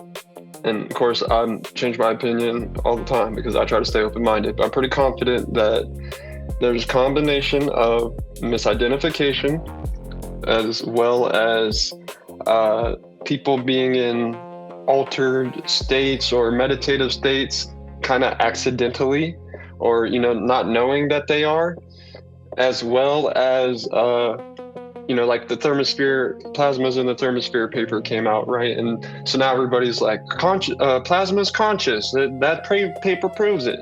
But the paper really says it kind of mirrors consciousness. So if you think about it, just like you were to look in a mirror, you can get different information based on what you're looking at or, interacting with, right? So if you keep that same concept, essentially it's just like a reflection. And if you get into all the different religions, like you get into, like Paul was saying about the angels and demons, essentially that's just an energy, and that person had a good experience or a bad experience. That's why in the stories they tell you to always be kind to strangers and feed them and stuff, because that could have been an angel unbeknownst to you, right? And so basically people have a religious type of experience, and that's their belief system, but like even when God is described, for example, right, he's described like energy. So we know that certain high amounts of energy can disrupt or interfere with how you have your conscious experience. And that is definitely being exploited at the end of the day. The question is how you tell the difference, whether you're in one of those states, whether you're being affected by directed energy weapons, or just too close to something that produces similar amounts of that energy. So I just wanted to throw that out for everybody to think about while y'all are on this convo. Hell yeah. Screen, by the way, just real quick, since you're up here. The video in the nest, I remember me and you talking about this. Remember we were talking about that video? I don't know if it was this one or maybe it was a more pixelated one. It was very similar to this. You know what I'm talking about? And we were like talking about it one night, saying like, is this shit like drones or something? Like even back then with these potato phones and stuff, I was just wondering what you thought about it. Yeah, dude. Okay, so I'll kind of give a little background too for this to make sense, but I had my experience. Most everybody knows I had a TR-3B in the backyard. I wasn't into the UFO stuff. I was into technology and stuff. That's kind of why I leaned towards the nuts and bolts. But basically, at the time, I was like, bro, that's got to be aliens, right? Invisibility, we're not supposed to be able to do. Anti-gravity, we're not supposed to be able to do. But I just saw it in my backyard. The thing affected me, the vibrations from it, all that, right? So right away, I'm like, aliens. But then when I start doing the research and I learn about how, we say drones, but really it's just a remote control, whatever, like a RC car, technically like a drone. Tesla had a remote control boat at the World Fair back in the day, and everybody thought it was magic, or that he had a little monkey in there controlling it because they didn't understand radio waves, right? Well, if you read Tesla's journals, he gets into theorizing about drones and stuff, and so does T.T. Brown, who comes around a little bit later. And he actually talks about these spheres that essentially are working how, like Lazar kind of says, the crafts work and all that. It's like there's nothing inside, but the energy kind of flows through the material itself. and based on how you pulse it is how you control it. And so even the stuff back in the day could very well have been drones, like the saucers and all, because those are the shapes you want to be able to, do these maneuvers. And just for more perspective, my grandma, she's from Panama. Back in like 88, 89, or maybe a little bit before that, before it was announced that we were using the stealth bombers and stuff, she tells me about, I saw they was flying right above the trees and I didn't know what to think, whether it come from another world or what. And, just fast forward a couple years, here I am, 2021, in the backyard, having a similar experience, and I can't help think, but what if that's just the tech that's a little bit ahead of us that we're just not privy to yet, right? A lot of that for me makes more sense than aliens coming from wherever. I'm not saying aliens aren't real because, back to the whole conscious experience and energy and all that. I'm just saying, like, as far as a physical alien coming from another planet, I don't think that's how it's happening. And if it is, they're probably disposable. That's what I think. Like, just fucking probes. Yeah, well, the more you find out, the more most of it follows like the older esoteric or like occult stuff that everybody's afraid to even. Well, most people don't do research at all, right? But then the people that do, they hear things like occult, and then they kind of stay away from that as well. But really, it was just people explaining things that people didn't understand way earlier than we're doing now. Facts. What's up, Wall Boss? Well, shit, we would have saw it on the national stream too, right? I think that occult shit is not necessarily because it's all connected and goes back to each other. I think it's just because weird shit pops up everywhere, and if you let woo bullshit appear in your blinders and you consider it for real, every time it pops up, you're like, dog, it keeps going up, it's connected. When it's just, that's literally the noise out there. You're just witnessing more noise and trying to, draw circles back to the noise. But I hopped up here originally when Paul Vidal was talking because I realized, and this is not against Paul Vidal or anyone who calls himself an experiencer, but I fucking hate the word experience. Like, way to pick the largest fucking umbrella term ever for I saw an alien versus I had a dream and I think an alien was talking to me versus I'm completely fucking schizophrenic and sometimes I'm not even connected to reality and all these things happen to me. Like, it's not good because you let, with the term experience, you let someone who saw a fucking TR-3B, ejecting radiation into their backyard as it was like venting its engine. You mix that in with some fucking asshole who just had a fucking dream. Like John Blitch coming out and telling you his big old fucking experience about a mantis making out with him and biting his lips off. Like, that's a fucking dream, dude. Same with what a lot of people in the, fucking former intelligence assets like tell you about all their experiences. They're like fucking dreams. I fucking hate it. So I think experience, is just one of the vaguest terms that takes it from, something that's definable and kind of separate these people into buckets. You can say the and same you throw them all together where it's in the government.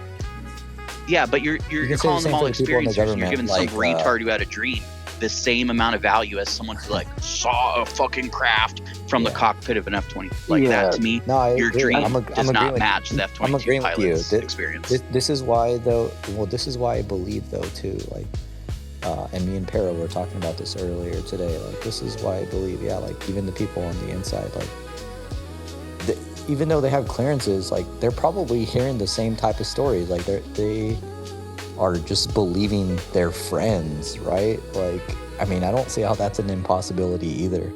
I mean, I feel like that, like it's from the top bottom, So no, I'm just saying, right? I totally but agree, every time I hear about someone's fucking dream, I think it's a psyop. Well, Anjali, Jim Semivan, John Blitch, like I think those are all psyops. Yeah. I'm actually going to go ahead and push back a little bit, Wog. First, I'll agree though. Like the reason when I initially used that term experiencer, I said twice using that term extremely broadly because I actually really agree overall with your stance that experiencer is like a pretty like, I don't know, like overused, problematic term, just like so many other terms completely outside 100%. Of the UFO topic. There are so many terms which just become meaningless over time. Like we could have a discussion entirely divorced from UFOs and find so many words like that. But with that said, I push back against first of all, disregarding dreams, I actually think dreams are pretty interesting. But beyond that, I think that there are kind of levels to these things, and this is just kind of like my whole shtick. You seem to disagree, but I think that there are like sort of regular dreams, and then there are like lucid dreams, and then there are meditative states that allow you to access other dreamlike states, and then there are like out-of-body experiences, near-death experiences, which are very clearly induced by like physical circumstances. There are, you know, all sorts of altered states that you can achieve through like drugs and psychedelics, and you're fine to write off all of those if you want. Most people, 99% of people in the world, write off every single thing that I just said. I don't personally write those off. I just try to view all of those things in a spectrum and on a case-by-case basis. But still, I agree that lumping all of those things in with I had an experience creates a situation where you have I've personally witnessed this at, like, you know, Contact in the Desert, like a completely schizophrenic, unhinged person coming up and saying, oh, I had this experience. It creates confusion, but I don't think the answer is I've had wild dreams. Yeah, the reason why I dismiss it is I've had, you know, crazy dreams, I've had psychedelic experiences, and I would say my own observation, reflection on what was happening and trying to make sense of it in the moment is that it was random firings of the brain or different aspects coming up, and you'd have to, you know, they were like, you know, sublingual, like you couldn't quite articulate it, but if you really did think about it, you'd be like, oh, okay, that's why I was, you know, this or that was happening, and I could kind of see that. So it's not necessarily that it means nothing, but it is semi-random firings of the brain, subliminal, conscious, all that kind of shit. And so I make it as when someone says, you know, I had a dream and I saw, you know, my ex-girlfriend or my mom or something, that means they're thinking of me or some shit like that. Like I take that as like somebody throwing chicken bones down and trying to read the patterns in the chicken bones and then to do something for that. That's effectively how, you know, I see it. So you draw no value. You draw no value from any type of dream whatsoever. Like, have you ever personally had? Well, it tells you what you might be thinking about, but it does. I do not ascribe it to any kind of Akashic record type shit or, you know, fucking interstellar communication. Yeah, no, fuck that. Okay, well, I just completely disagree, but I appreciate it. So how do you take that this entire disclosure movement is based on the shaky foundation of paranormal experiences and has nothing to do with like... I don't think it is. I think it has to do with physical craft that World War II pilot saw.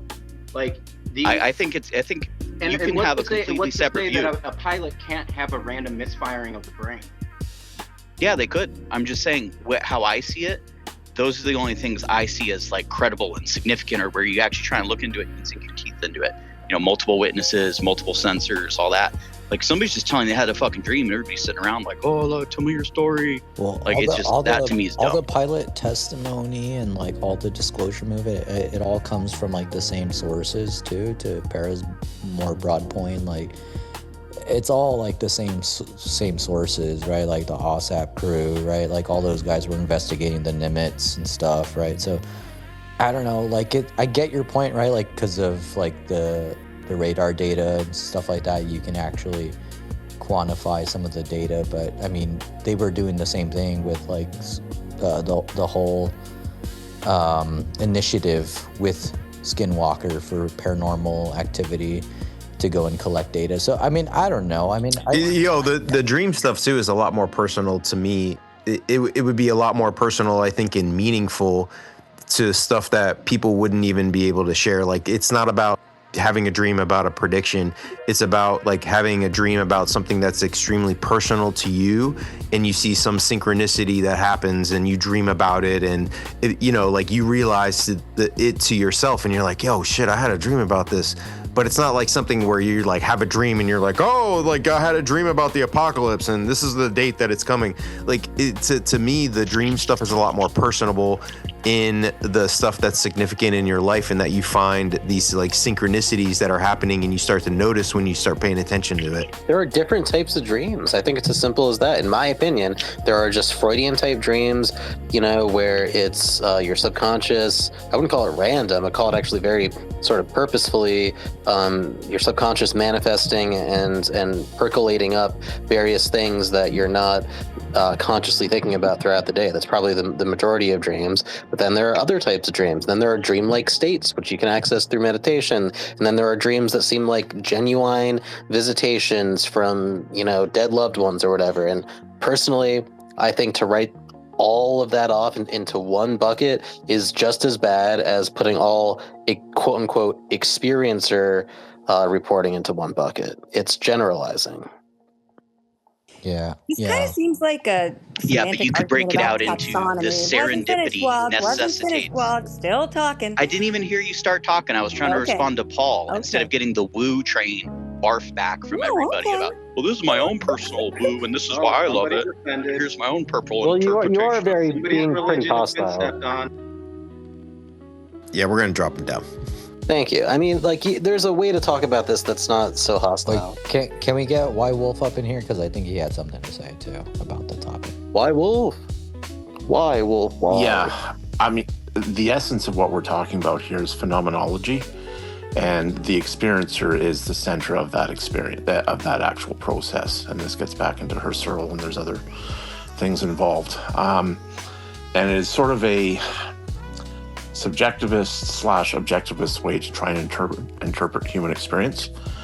And there's a number of different ways that this can sort of center around thing. But again, it comes from phenomenology. So it's an approach to study something from the point of view of the personal, using more objectivist approaches as much as possible for a very, very subjective experience. So the term experiencer actually is perfect to describe this. This is the center of this, and it's the most important part. So I just think it might have been a little bit missed up here. Dude, I love you, man. You nailed it. I do get what Boss is saying, though, like how some people project a self-importance, much like what we were talking about earlier with the Bledsoes and so forth.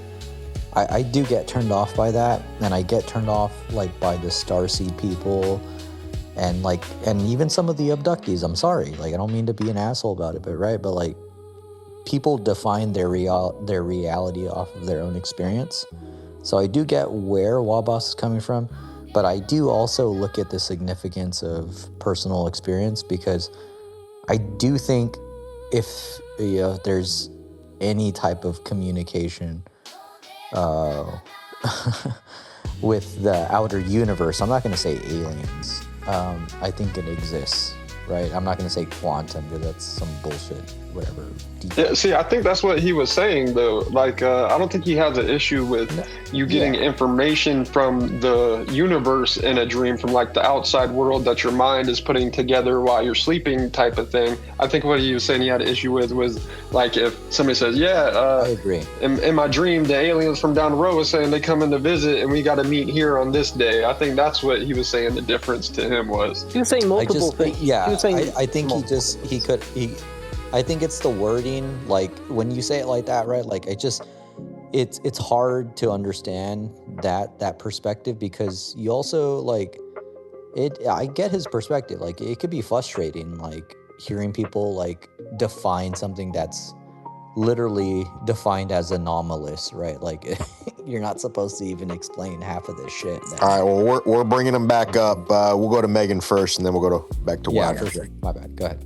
Do it. Thank you. Yeah, I actually would say, and he's coming up so he can say, I think Wog might have an issue with knowledge from the universe coming through to your dreams.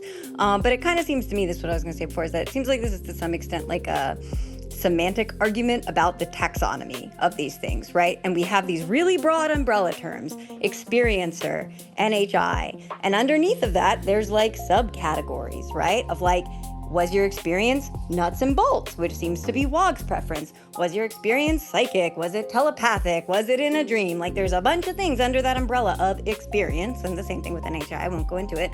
But just being I don't know, butthurt that your preferred subcategory isn't the top umbrella level seems counterproductive to the Well, it's topic all a little human. bit. It's No all offense. human concept, right, Megan? Like even math, Of as we course. know it, right? Like yes, we've figured out how certain aspects of physics work through math and science, but this is all human concept. I mean, It's all it's experience. Phenomena, when we use the term phenomenology or phenomenon, we're talking about experience. So like Wolf said, it actually is like the most accurate term, but just like any umbrella term, it can sort of become frustrating and just a meaningless There's a buzzword. self-importance though when you say it for yourself, right? Like I'm an experiencer. Like I get what he's saying. Of course, and I think we all get that. I don't think there's a single person here who cannot relate to Wog's point.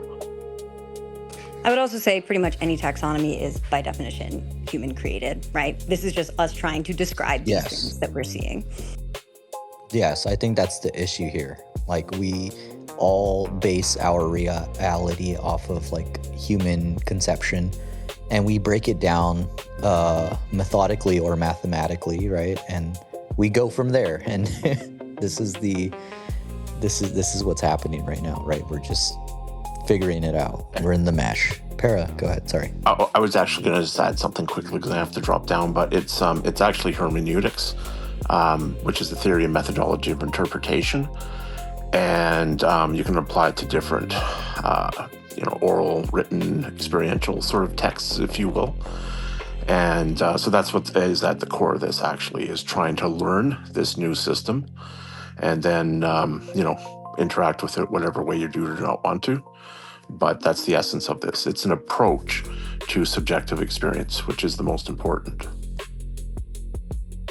So I just Googled hermeneutics. Maybe I spelled it wrong, but it says theory, philosophy, and methodology of interpretation of written texts. Is there some other? That's an interesting. It's experiential as well. It's just not text. Okay. Yeah.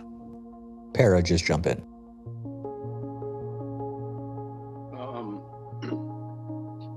I think the concept of ufology has this umbrella that encapsulates things like experiences and also things like seeing things that you weren't supposed to see, right?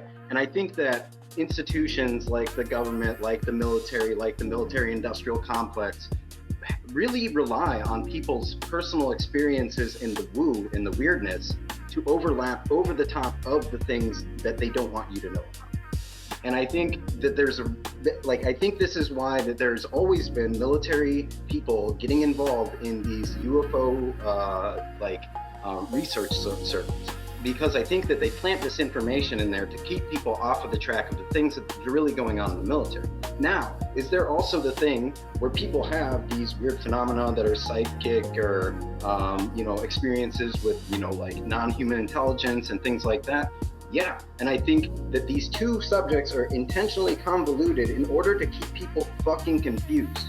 Because if you were able to differentiate the two, then you might be able to be like, hey, that's actually a spy fucking satellite, or that's actually like a fucking drone, that's a stealth drone, or it's something that they don't want you to know about, because if you think that that's what it is, then you'll go and post about it in the fucking news or on the internet, and then the next thing you know, Russia knows about it, or China knows about it, or something else knows about it. So I think that like I said, I think there's an intentional convolution of these personal experiences on top of these prosaic real world experiences in order for these people to stay having advantage. Now, when you take into consideration everything that's been going on with the disclosure process, I start to wonder, why are they doing it? Why are they making people want to believe in aliens or think about aliens or think that the things that they're seeing are aliens? And is it because maybe they have more things that they're testing right now, things that they don't want you to know about, and the things that they may want you to speculate on certain things? And this is why I'm very skeptical of the whole disclosure process. I'm skeptical of the people who are behind it. I'm skeptical of the media circus that goes around it. And I do believe in paranormal things, dude. And I've had my own experiences myself. But the thing that I'm afraid of, the thing that I'm extremely afraid of when it comes to this topic, is if they're studying the experiencer part and they figure out how to weaponize it, and if they figure out how to use various direct energy weapons towards people to make them have experiences, now that's where it's going to get fucking weird and sci-fi and creepy and cyberpunk and fucking dystopian. Dude, that's literally what I was trying to say. How many of these experiences? That's what we were saying, though. I mean, Paul, this is what I was. What were they doing at Skinwalker Ranch? That's the real question I want to know. Yes. Because Advanced Aero Systems, Weapon Space, fucking whatever the fuck it's called, doesn't sound like UFOs to me. Yeah, Paul. Well, here's the thing, though. Like, this is what I was telling other Paul, right, Fadal, about the whole aspect of being taken advantage of, right? Like, this thing, it bleeds into a lot of different aspects. To your point, Para, about like advanced technology. Like, who's to say, too, right? Like, all like of these FLIR videos, the Nimitz and all this shit it's part of the same shit to what you're saying about developing advanced technology. Like, here's another point to actually go against the nuts and bolts. Where's the radar data? Where's the gimbal data for all that, right? It's public. Like, you know what I mean? Like, so what the fuck is the point? Like, that like, you can be nuts and bolts all you want too. Where's the actual evidence, right? Like, you're gonna go hard at the woo-woo. Where's the hard evidence? Well, and the more that you can relegate fucking it, 12 people saying there's radar data that's missing. Well, it's and then a director of an intel is... agency follows up later and asks crazy. somebody from DARPA, "Hey, did you guys ever take radar data?" "Yeah, we took the radar data." So that's stories going back decades that directly correlates to 12 people's story. Right? I think that is better than it's a fair point. I just want dream to interpretation. I think it's very similar because there's actually no proof of it. Like, saying that it got lost or you have no access. Yeah, but you can say the same thing about an interpretive dream. Right? Yeah, that's the same thing of like, I ate an apple yesterday versus, Jesus had 3 tits. You know what I mean? Neither one of them has recorded evidence. I didn't record myself eating an apple, but that's just playing with it. Where if you're being, like, there are gradations of like, that seems more plausible. Versus yes, no. The more that you can maintain plausible deniability, the more you can get away with shit like that. I totally agree. But I just want to say to Paul Ramos's point, like, that's where I was trying to go with, like, the really kind of like creepy, I guess, to quote like James Ian Doley in his recent podcast with Kelly Chase, like some really fucking weird ass shit. I'm paraphrasing, but like, I even wonder if, like Para was saying, can you induce a quote-unquote anomalous experience on another person? And if so, maybe even like genuinely like schizophrenic people, or just people who are very prone to fantasy and self-indulgence and egotism and things like that. Like, if you could induce some sort of like weird liminal dream experience, whatever you want to call it, even maybe something beyond that, onto a person, like perhaps we've seen at Skinwalker Ranch or other places, I think the schizophrenic populace, like for example, like the homeless population, in any given city, like on the West Coast or wherever, like would be the perfect sort of like guinea pig population. And so you have all these people saying like, oh, and people are using directed energies weapons on me, and like they're losing their fucking minds, and half of what they say is completely delusional, but maybe. But Paul, it dips into so many different niches. This is what I'm saying. Like, you got the military front. Okay, you got pilots saying it. So you supposedly have radar data. You don't have it. You have people who have had abductions, and there's not anything there to work with. You have channelers and stuff like that, but maybe remote viewing. Some people say they have data, right? But I don't know. There's just a lot of different things that, like, a lot of different like places you can tap into in terms of like the UFO topic, where it's like, you can totally see how you can just choose one narrative and you can influence that person to believe whatever based off of either national security or advanced technology development, right? Yeah. So no, I agree. And if you pick just the right sort of sample, group, people within the military, like you're talking about, you can very easily push a narrative. Or pick somebody like Chris Bledsoe, who for various other reasons is able to push narratives that appeal to other the religious aspect. Yeah, to appeal to the, or just experiment willy-nilly on homeless schizos. Like you could, like the options are kind of endless when we get into this really like weird. Actually, let me jump in right here, Paul. What you're saying has been done. What was it? Midnight whatever, the operation that they ran where they were dosing the people with LSD. Yeah, that's what I was going to say. My Climax. response was the And whole so- mystery of Eleusis. It's the same thing. Is can you chemically induce a state that causes somebody to have, XYZ experience, like Paul Vidal's earlier question? Yes, you named it right there at the Midnight Climax. The mystery of Eleusis. Yeah, but they were having to probably dose them ergot. with chemicals in that situation, right? But later on, we know about the God Havana helmet, syndrome. Dr. Persinger. So he was using magnetic fields to induce effects on people, right? Then we know about Jose Delgado's work. He would have a charging bull stop in front of him just by hitting him with frequency. A certain frequency, he would go into a catatonic state, right? So we know Yeah, and I'll that fart these in a things can room be and I'll induced. change everybody's mood. I guarantee that. You can do it by many senses. Maybe it'll be a good one. Directed energy rave. But It's weird how you The answer are is completely against understanding science on this topic, Log, because there is real science on this topic, like for real. Dude, remember the What do whole you think- dancing Yeah, but when on you, like the when you in the look for the materials and methods section, it doesn't exist. What do you think? What do you think that they're using with EMPs and stuff? Like, what does that do to the brain? Yeah, EMP shit like that, that's totally fine. I agree. Like I have the paper that says what, EMS spectrum affects, animals in this way or that way, that different, wavelengths affect different, like, oh, this affects at the cellular level, this affects at the tissue level, this one just broad brain fog, there is absolutely shit to that. Agreed. I'm just saying you can't fucking close your eyes, twist your nipples, and contact the Akashic record and get a gigabyte of download. That's not what we're saying. I don't think that's a We're thing. talking about the weaponization. The idea that you That's can not the way use you do it. on another person, dude. Yeah, the weaponization, I'm down for that. Havana syndrome's totally a thing. Make sure you twist those nipples counterclockwise. Why are you arguing? What about Megan the knows. dancing? I'm What about not. the dancing plague of the 1500s and 1518? This entire town of hundreds of people was just dancing themselves to death. I think that might have been a case of this. I think Megan's point earlier makes a lot of sense about taxonomy and just kind of our own interpretation of what we deem as credible data and evidence. I don't even think we should be arguing with Wog. I think he believes in a. I'm not even having an argument. I think. Well, no, but I but think you kind of are. misinterpreting what I say. No, but you kind of are. But comment it's you've not a made bad is thing. It's a good thing because everybody should have their own view and everybody believes in their own data set and what they believe to be this is the path, right? So, I don't think this is necessarily bad. I think this is just a little difficult for us to meet in the middle, but I think we're getting there. That's all I'm trying to say. I'm not trying to throw an attack at you. I'm just saying we're all kind of disagreeing, but I don't think that that's a bad thing.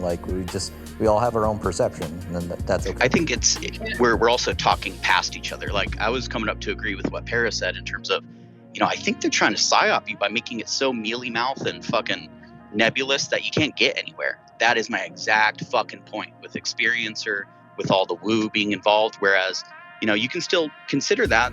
Nothing against That's considering what Paul it, but Vidal I was think actually that's the saying. distraction. You're actually agreeing with him. No shit. That's why I'm agreeing with him. Fucking. But everybody's like, oh, but you said this thing against the woo I like. I gotta get angry No, at it's Wall not about that. that. And then it becomes 4 speakers in a row. Bro, don't say everybody. I wasn't in on that. That's such a broad term. Yeah, that's true. True. Everybody. Sorry. Select woo aficionados. It's the sophistry, dude. You don't have to talk down to them. You don't have to make fun of them when you're making a point. It is a little condescending, but I still love you, Wall Boss. That's fair, but I do need that because it's a quicker, more expedient way, and it shows your disdain for certain topics. So It's like you're looking for antagonism and then bitching about it when you get it. And the Seems like this makes all of us intentional. antagonists. I'm just saying, Also, I Wog, want to you be in the keep- overlapping nope, market ain't- where Wog, there is no nope, overlap. You with keep crystal interrupting buyers. people, Wog. That's one of the issues I think we're having. Paul pointed out that Paul Vidal was saying Thank the you. thing that you were making, and you were like, I came up to agree with Para, right? Just maybe listen a little bit more. I mean, I guess we can't blame you for being butthurt. Look how nicely your orc PFP is presenting that butt for us to hurt. Oh, but damn. just chill out a little, bro. We're all good. Pretty sure I got it right on here in Para. Paul said Paul Vidal, and you said you came up to agree with Paul. I mean, whatever. It doesn't fucking I'm matter. not even having that conversation with you, Megan. Yeah, it's fine. Okay. Yep, literally just said that. It's fine. I'm just saying, like, stop interrupting. Maybe, like, let people finish and just let's be respectful instead of intentionally condescending, which you literally just said you were intentionally showing disdain for people. Not a good way to have a conversation. Yeah, because if I have 3 speakers about the woo and I wanted to respond to the first speaker's point about the woo, it's hard to wait to the 5th person and maintain a point, and the 5th woo speaker will say, "Oh, now you're dodging it. We got him now." It's retarded. But you're using the word woo, like that's, like it's just kind of a dog whistle. I think woo is what people call it. Sure, in the same way that, experiencer and dream and all these other, umbrella terms are what people call it, but I think weaponizing language is not going to get you the result that you want. Maybe let's just We kind of all weaponize language, don't we? We do. Yeah. We do, Super John. Especially with the list. I don't know, man. Whatever. Let's just reset. Everybody here is. Hold up. I want to go to Super John. I'm going to leave this space open for a little bit, about 30 minutes more, just heads up. But yeah, let's throw it around. Let's keep it respectful, guys. Come on.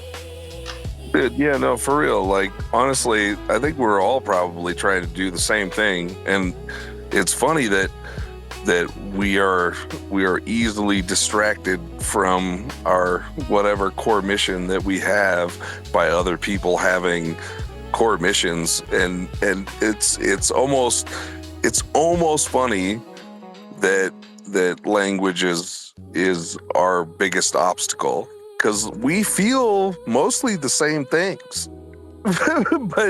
but we have to defend ourselves against the language of our opposition, because language can be used against us. So we're all like hypersensitive to oppositional language, but that makes those of us that are really just like, we just want to talk to people about some shit, it makes it really even hard for us to do that. But there's a way to go about it. Like, I just want to talk to people about some shit, and there's a way to go about it, which is like intentionally oppositional, which WOG has admitted to. No, but no, you know what? I wouldn't say Let that. me tell why you just said it's problematic. I wouldn't say that. I would say this is that, like, I get where Boss is coming from. I would say to just temper it with the people here on the panel, because he knows these people. I'd be more annoyed if it was like somebody coming in that I don't know and that they're feeding into like totally out of pocket if it's a rando. That's a good point. Like because when you look at the panel, like you look at Paul Vidal's like if you really talk to him, Boss, like he's like, I don't know, I don't believe a lot of my own experiences, all this, right? So like you guys agree on a lot of shit. He's just like this guy said right here, Super John. It's all just language. So I think we're just like kind of crossing wires here. That's all it is. It'd be interesting if we like made an effort to like try to find out, like specifically focus on like what are the commonalities. I know that sounds kind of like oh yay, fucking let's all be friends, but like honestly, like if we focused on that, if we tried to find that, I feel like it could go somewhere, because like probably all of us are yeah. Yo, let's start with Tim Burchett. I think that's what was happening here. And by the way, WOG, I think he's a plant. I feel like I'm being like tied in, like I'm being dragged into like, for whatever reason, like I don't even disagree with WOG, and I think WOG and I have had like a totally cordial interaction. WOG, I don't think you feel any negativity towards me, and vice versa. That's what I opened up my statement with. I just made thought of something while Paul was talking, that I hate the word experiencer because it's such an umbrella term. And so that was literally not like a direct follow up to you. It's just random independent thought. Yeah. So anybody who what thinks would be that a better term? Yeah. Well, I was just going to say, it's just as generic as whistleblower. I saw a craft, and that would be the close encounters of the first, second, or third kind. There's your perfect fucking definition. Okay, so that, hey, I just saw something in the sky, first kind. Second kind, you might see the craft. Third kind, no, dude, the fucking alien came out of the ship. Okay, I think that's a great definition. Let's get UFO intros in here. Maybe it might be nice to get a different voice. I think we're clashing a little. Let's get UFO intros up in here. I wasn't clashing. We still love you, Mother Paul. I wasn't clashing. You were trying very hard not to. Clash of the I Clans. agree with Paul Vidal. Pretty much. All right, okay, we're Team Red. Who's on Red team? down. I'm there with you, bro. I'm just trying to say that if whoever what's his name, Super John was trying to say, like, we are all talking about commonalities and things that we agree upon, and that, like, I don't know, somehow or another, when WOG came up, we got dragged into like disagreements because WOG is trying to like really nail down certain taxonomies, but like Megan and others were saying, like, we are also trying to delineate different sort of taxonomies or manifestations of quote unquote woo stuff. And so I think like where the conflict is here is that there is more agreement than disagreement, but WOG seems to have kind of triggered, the quote unquote woo crowd, if that makes sense. But I think most of us agree more than we disagree. I'm done.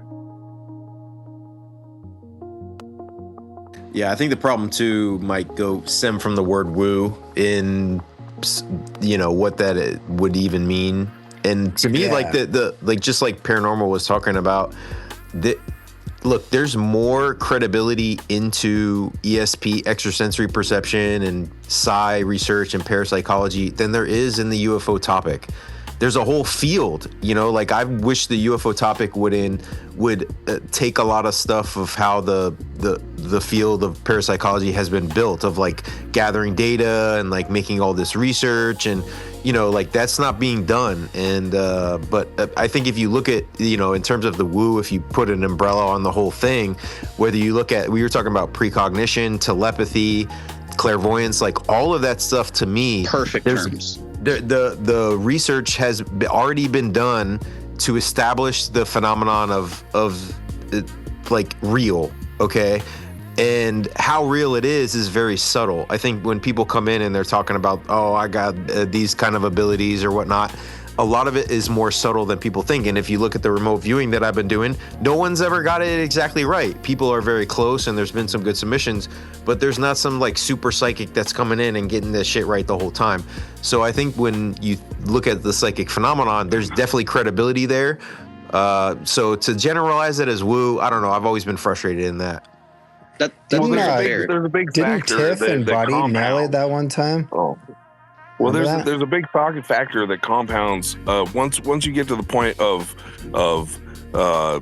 science meeting quote unquote woo, right?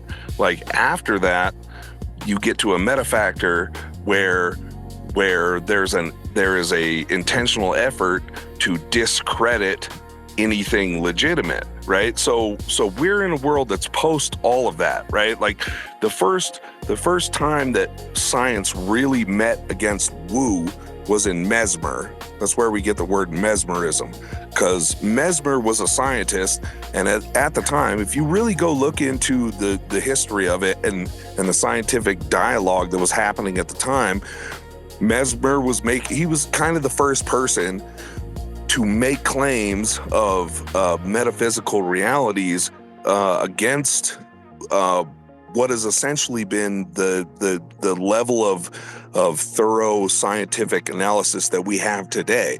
And what happened is all of the top scientists in the world, like who were speaking against or in criticism or skepticism, even just skepticism at the time, it was purely skeptical. They weren't really being like, oh, obviously you're wrong. They were just saying you need to prove it.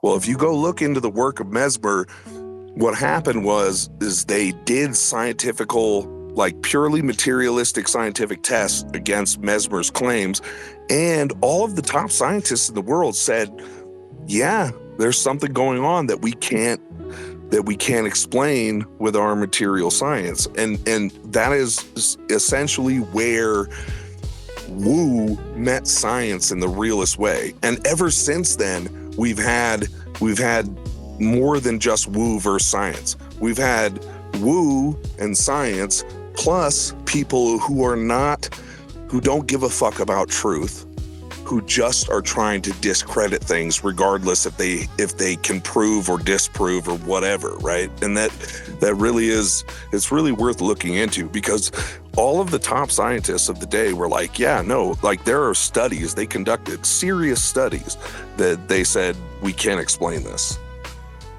Yeah, it goes the other way too, though, right? You get a lot of people who are way into the woo who don't give a shit about science, and in like a different. I mean, obviously they don't, but like they don't care to even be rational, I guess.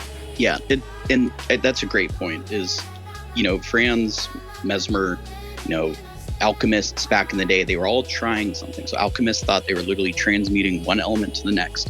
And, you know, they had to figure out, oh, these are pure atomic elements versus compounds. This is a chemical reaction.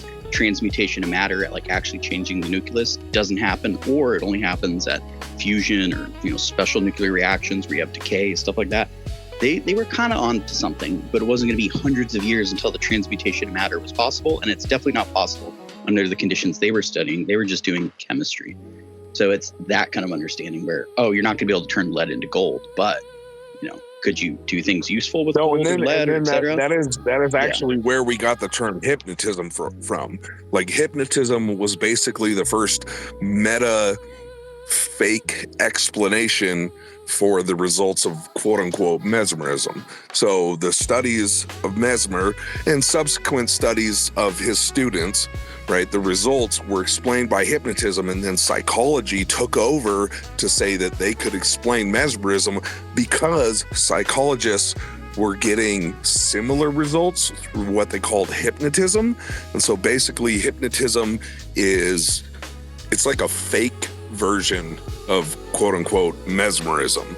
And so we've got this meta explanation that never really gives you an answer to what was going on before, but it gives you these somewhat reproducible results.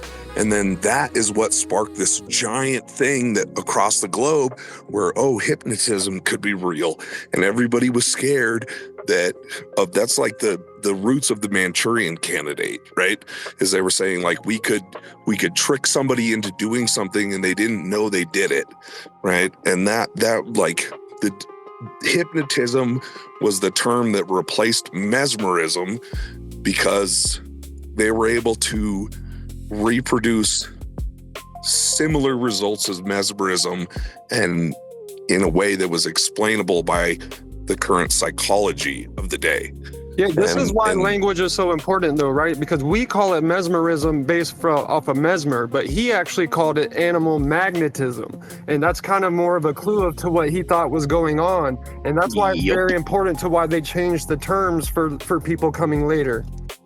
Dude, that is such a good point. And even like the root word of hypnotism, hypnos, the god of sleep, sort of like is interesting to me because of how we disregard everything that happens during sleep, even though I personally don't do so. Yo, I want to hear from Para, and then Grider jumped up too. What's up, guys? Yeah, I was gonna make the same comment Screen did about the animal magnetism. And the interesting thing about that particular concept is it drove what led people to studying electromagnetism. Like, you wouldn't have electromagnetism without the first study of animal magnetism. So without Mesmer, without the woo, we wouldn't be where we are today with science. I think the compasses were probably the first electromagnetism. Lodestones and whatnot. Grider jumped down. All right, Megan, go ahead.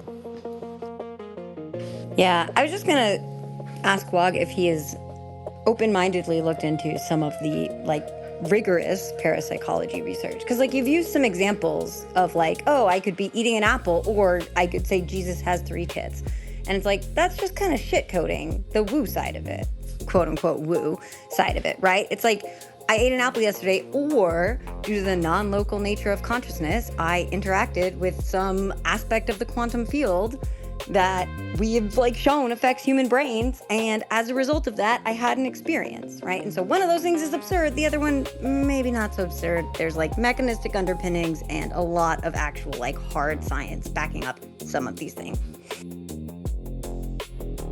Did Wog drop? Have you guys ever heard of Bibliotheca Pleiades? Wog ran away like a baby, but no, I haven't heard of that thing. Sorry, Wog, I'm just playing. Oh, he might be back. Yeah, it was. I was responding with that case example to something Paul was doing, which was, the radar data versus someone's dream. I think one's way more credible and more people would be interested on a broad societal level in the radar data and stories from the Navy guys versus someone's dream.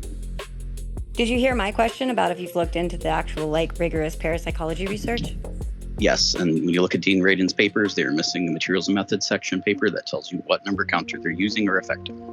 Not just talking about Dean Radin. Have you looked at, the UVA Division of Perceptual Studies, for example? Nope. Okay, so, I'm just saying, maybe do your homework a little. So the reason I bring it up is because basically Bibliotheca Pleiades is an internet-based effort that essentially is what's happening in this space right now 20 years before this space existed.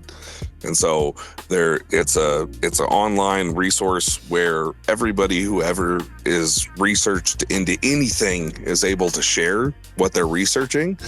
And if you go to it, Bibliotheca Pleiades, it's the Spanish word for library of the Pleiades galaxy, bibliotecapleiades.net.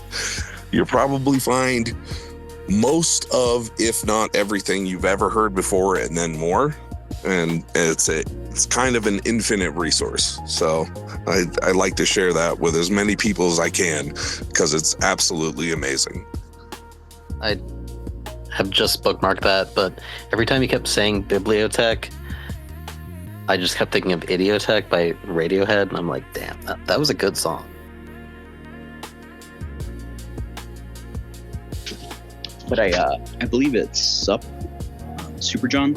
I like your point earlier about bringing up mesmerism and stuff like that, because it reminds me of a history of science course I took where they're talking about the four humors, how people used to think about anatomy, what the theories of how your body actually worked in the past were, and how those were borne out to be wrong or led to something more fruitful. So, you're kind of scraping at the different ideas, but I like Astral's point where, if we're talking about psychic powers or woo or something, break it down into, okay, telekinesis. Are you saying you can move an object across the room? Or is it clairvoyance, like you're seeing the future? All those, I think, are better terms than just, phenomena or woo experience or stuff like that. Well, shit gets really weird when you actually are diving into the deepest depths of mystery religions and teachings, which probably the first jumping off point that is worth considering deeply is Hermeticism, when the first axiom of Hermeticism is all is mind.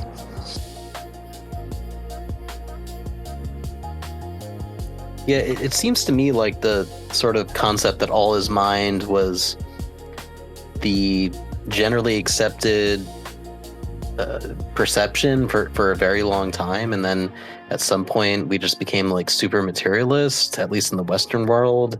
And I don't know, this is nothing original that I'm saying, but I feel like that intuition towards a sort of mental universe was not simply based in superstition.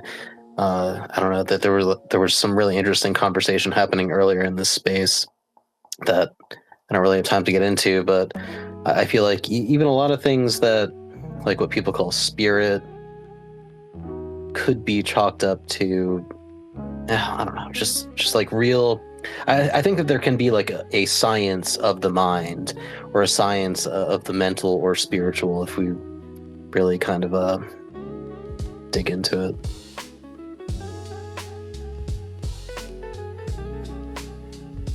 I think that's what parapsychology was trying to be, and they were very resistant and still are. One of the things that you would look at, and Paul, you're familiar with it too, is something like the telepathy tapes, where it's not necessarily anything new, but it's a new way of presenting the information and the research that's been there. So I think that, if something can be repackaged, where there's been a lot of research and a lot of this stuff already, but to bring it out to the mainstream, people don't want to read journal articles about precognitive dreams or, telepathy type of research where people are going through thousands of trials and shit like that, and they're trying to present the data. there's got to be a way to package this stuff that people can digest it and be interested in it and relate to it through their own experiences too.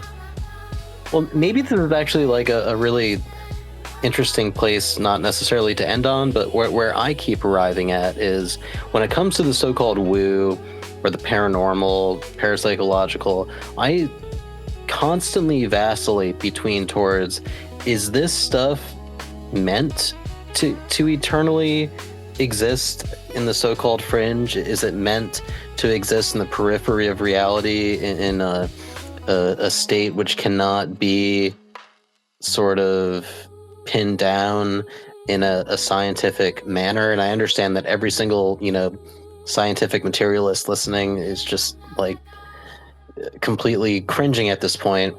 I'm not saying that is the case, but I do wonder that it might be just that there's something inherently ephemeral. And I realize that that's like a very convenient excuse for people who want to believe in the woo, quote unquote, for people who want to have an egocentric sort of viewpoint of synchronicity and spirituality and just kind of like a main character syndrome sort of, kind of lifestyle. I realize that it can feed into that, but I do still wonder that there might just be this kind of like trickster nature to reality, because you bring up the telepathy tapes. Honestly, upon deep scrutiny, I don't know if the telepathy tapes really hold water. I haven't looked into them enough, but and it's not to say that I reject them by any means, but I guess I'm just trying to say that the more that I kind of like, as a person who really appreciates science but also like dives deeper and deeper into the so-called woo, it does seem to defy explanation. And perhaps I'll land my plane here. Perhaps if it does kind of defy explanation or science or whatever, maybe that's simply because it's the equivalent of a fish trying to scientifically explain water. Like maybe it's just something that we live in. Again, I realize that that's an incredibly convenient excuse. I'm not discouraging scientific investigation on these things. I realize that I literally just said that we should try to understand these things scientifically, but I'm just expressing the fact that I constantly vacillate between these two sort of perspectives on the woo. Just to respond directly to that real quick, if consciousness is fundamental, then yeah, that is sort of a lot of our basis of science that's a little bit out the window. You can maybe see that in the replication effect. You can see that in some of these like parapsychology studies that indicate if you believe in psychic effects, you have better results. Like, yeah, it kind of fucks up science if the observer is a key element of the outcome. But yeah, that's all. Just like maybe a little bit deeper point I think you were getting at, Paul, but the latest episode of Liminal Frames, I think, hit on this pretty good. But it's not like they're, the trickster, whatever element or archetype, right, that's trying to mess with us about our reality. But it's just the fact that, there are other realities, or our reality isn't base reality. And I think that's one of the bigger points people miss. And you can try to like frame it other ways, but it usually doesn't work. It's just this reality isn't the only reality, at least, or maybe not base reality. And I think that's the big takeaway. Thank you so much, Kimball. And I will say that there is a book which synchronicity has kind of led me to, where I was listening to the Tangentially Speaking podcast by Dr. Chris Ryan, who wrote the book Sex at Dawn. And his wife, Anya, brought up this book called Trickster Makes the World by Lewis Hyde. Trickster Makes the World. And I had never heard of this. I'd never heard of the author. And then a couple days, like 3 days later, I was in a chat with some people and they were sharing Lewis Hyde. And I'm like, holy shit, I've never heard of this guy. So now I'm looking into Lewis Hyde. I'm looking into his concept of the trickster. And like you're saying, Kimball, I mean, I need to listen to the episode of Liminal Frames that you're referring to. I know Exo Academian is always on point with this stuff, but where my mind goes to from what you just said is like that the trickster is this kind of galvanizing force which is constantly revealing more road, kind of like almost like a Looney Tunes cartoon comes to mind, like building the road in front of you as you're walking down it, sort of thing. And so like as we think that we understand reality more and more so, there's more road being plowed in front of us. And I think that, at least from my very basic understanding of Lewis Hyde at this moment, that's a little bit of what he's getting at when it comes to the role of the trickster. Yeah, I'll try to be brief, but just like if you listen to the way Gary Nolan, not that he's the end all be all or that he's even a great person all the time, but the idea that like the phenomena isn't going to give us all the answers, right? And we kind of have to work for it type shit. And then if you take that attitude and you examine the phenomena, right? And it's even if it's wanting to help us, I just think even if you go back 10 years, let alone 50 or 100 or 1,000, like we didn't know shit, right? Even 10 years ago, we've progressed so much in so many ways.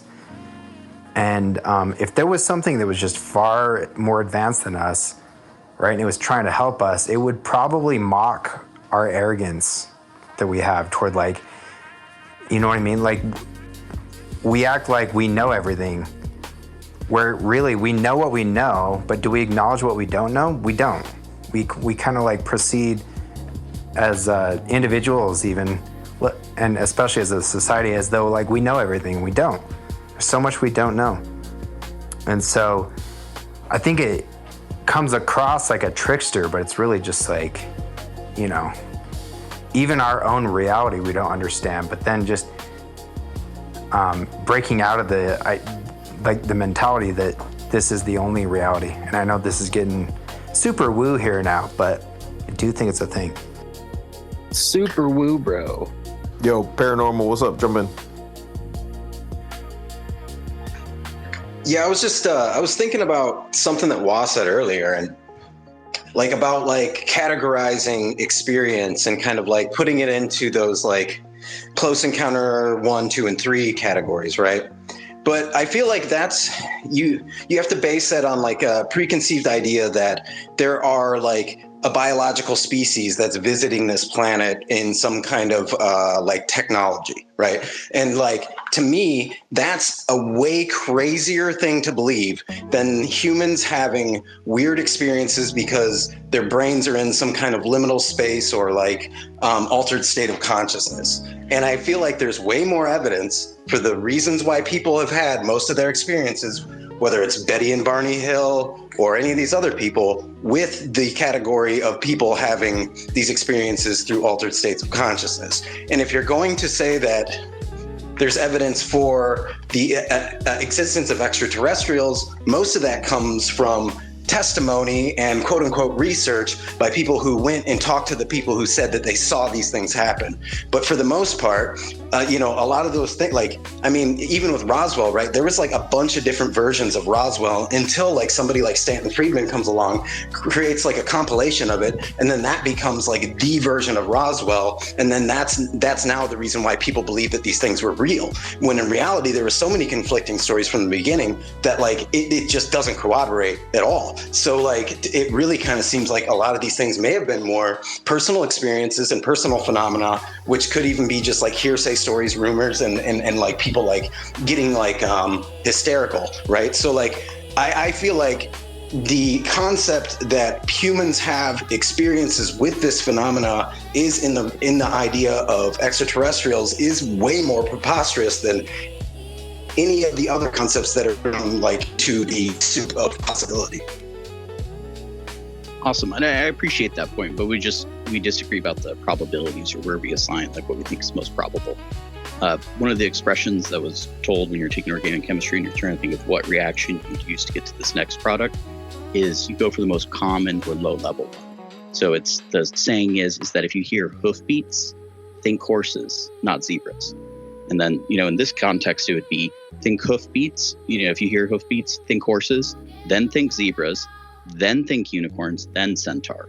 Whereas us, life existing on a planet, sending objects out into space is already proven. We're doing it. SpaceX is doing it. We have Apollo missions, Artemis, Voyager, all that. I'm just saying, I think it's more probable that something out there on their 500th Artemis mission is something sending stuff out that might reach us versus thinking that there's an Akashic record, some other kind of like telepathy connection to like source.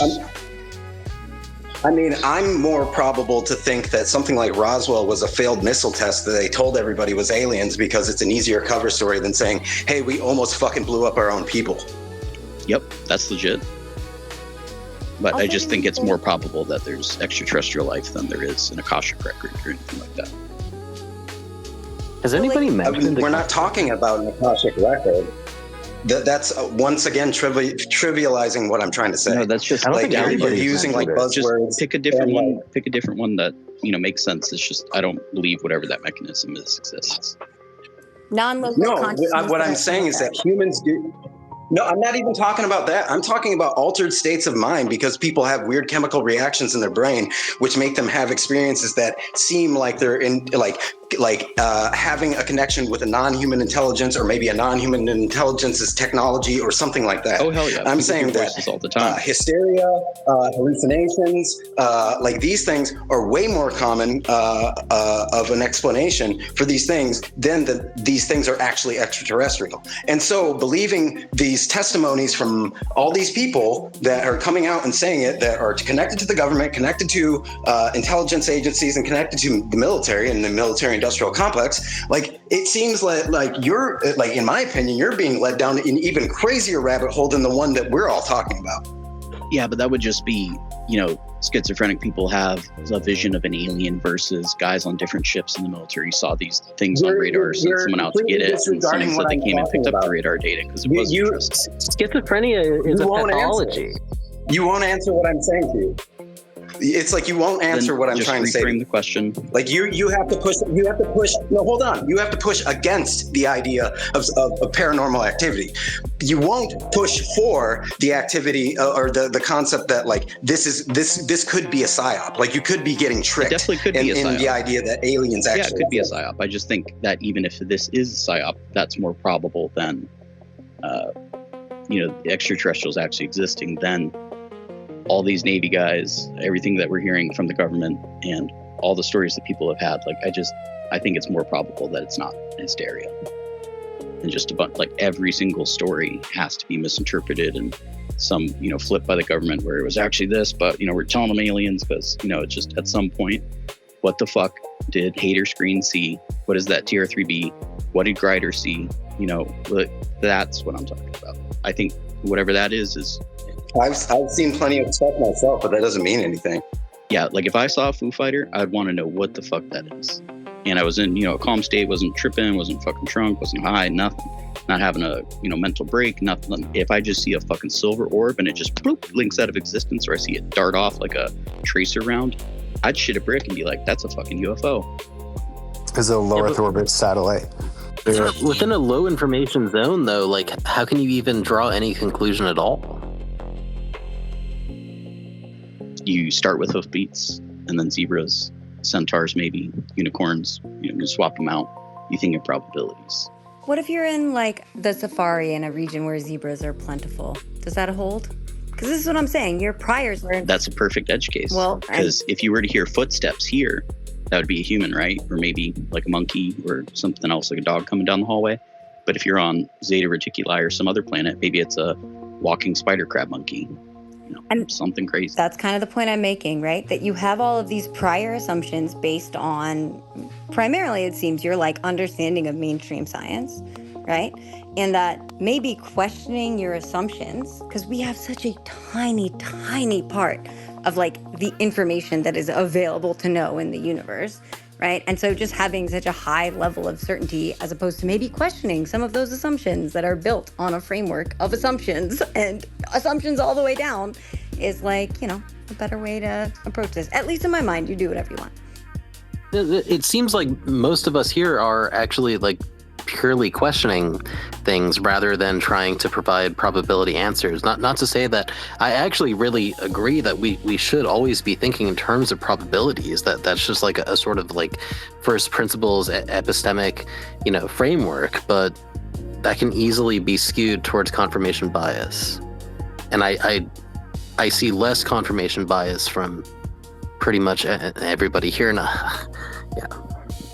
Yeah, I mean, the one thing that I was going to mention too with the para, what you were talking about, I think you would take interest in this is the development of parapsychology at Duke University, where there was the Rhine, so J.B. Rhine and Louisa Rhine were this couple, and one of the cool things was she was really in charge of getting people's experiences that were sent in and like mailed in. So people were mailing in their psychic experiences, like, oh, I had this dream, or like I had this vision, or I had this telepathic experience. So she's getting thousands of letters, and the guy J.B. Rhine was the researcher who was making these studies based off of what people were experiencing.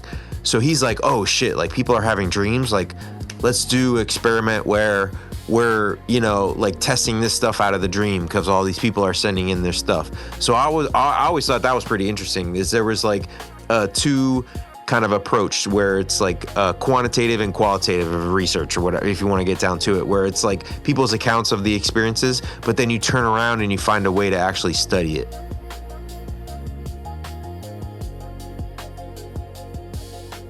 Yeah, J.B. Rhine is definitely the godfather of kind of like taking something that seems like impractical or crazy or woo and trying to figure it out, and that obviously passed down to eventually people like Hal Puthoff and other people that we know today.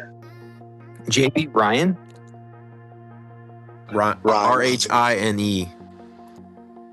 Ryan, okay.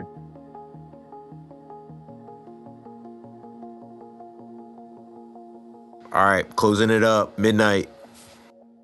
Disclosure, Hail Mary. Thanks for the space, Astral. Burchett completed the pass to Bledsoe for the touchdown. It's tied going into the fourth quarter.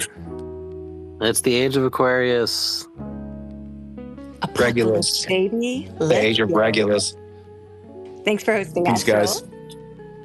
I also found out WU versus WOO, totally different woos. And I always use WU, it's WOO. You don't even know how to spell the damn word. Oh my God. Here's the definition. We're done. WOO.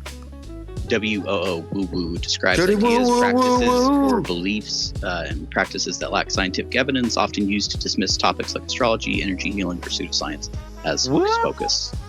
So you were spelling it like the Wu-Tang Clan, basically. Exactly, because that's what I call it. I'm like, all these Wu people. All right, this is Wu-Tang. All right, then we're done.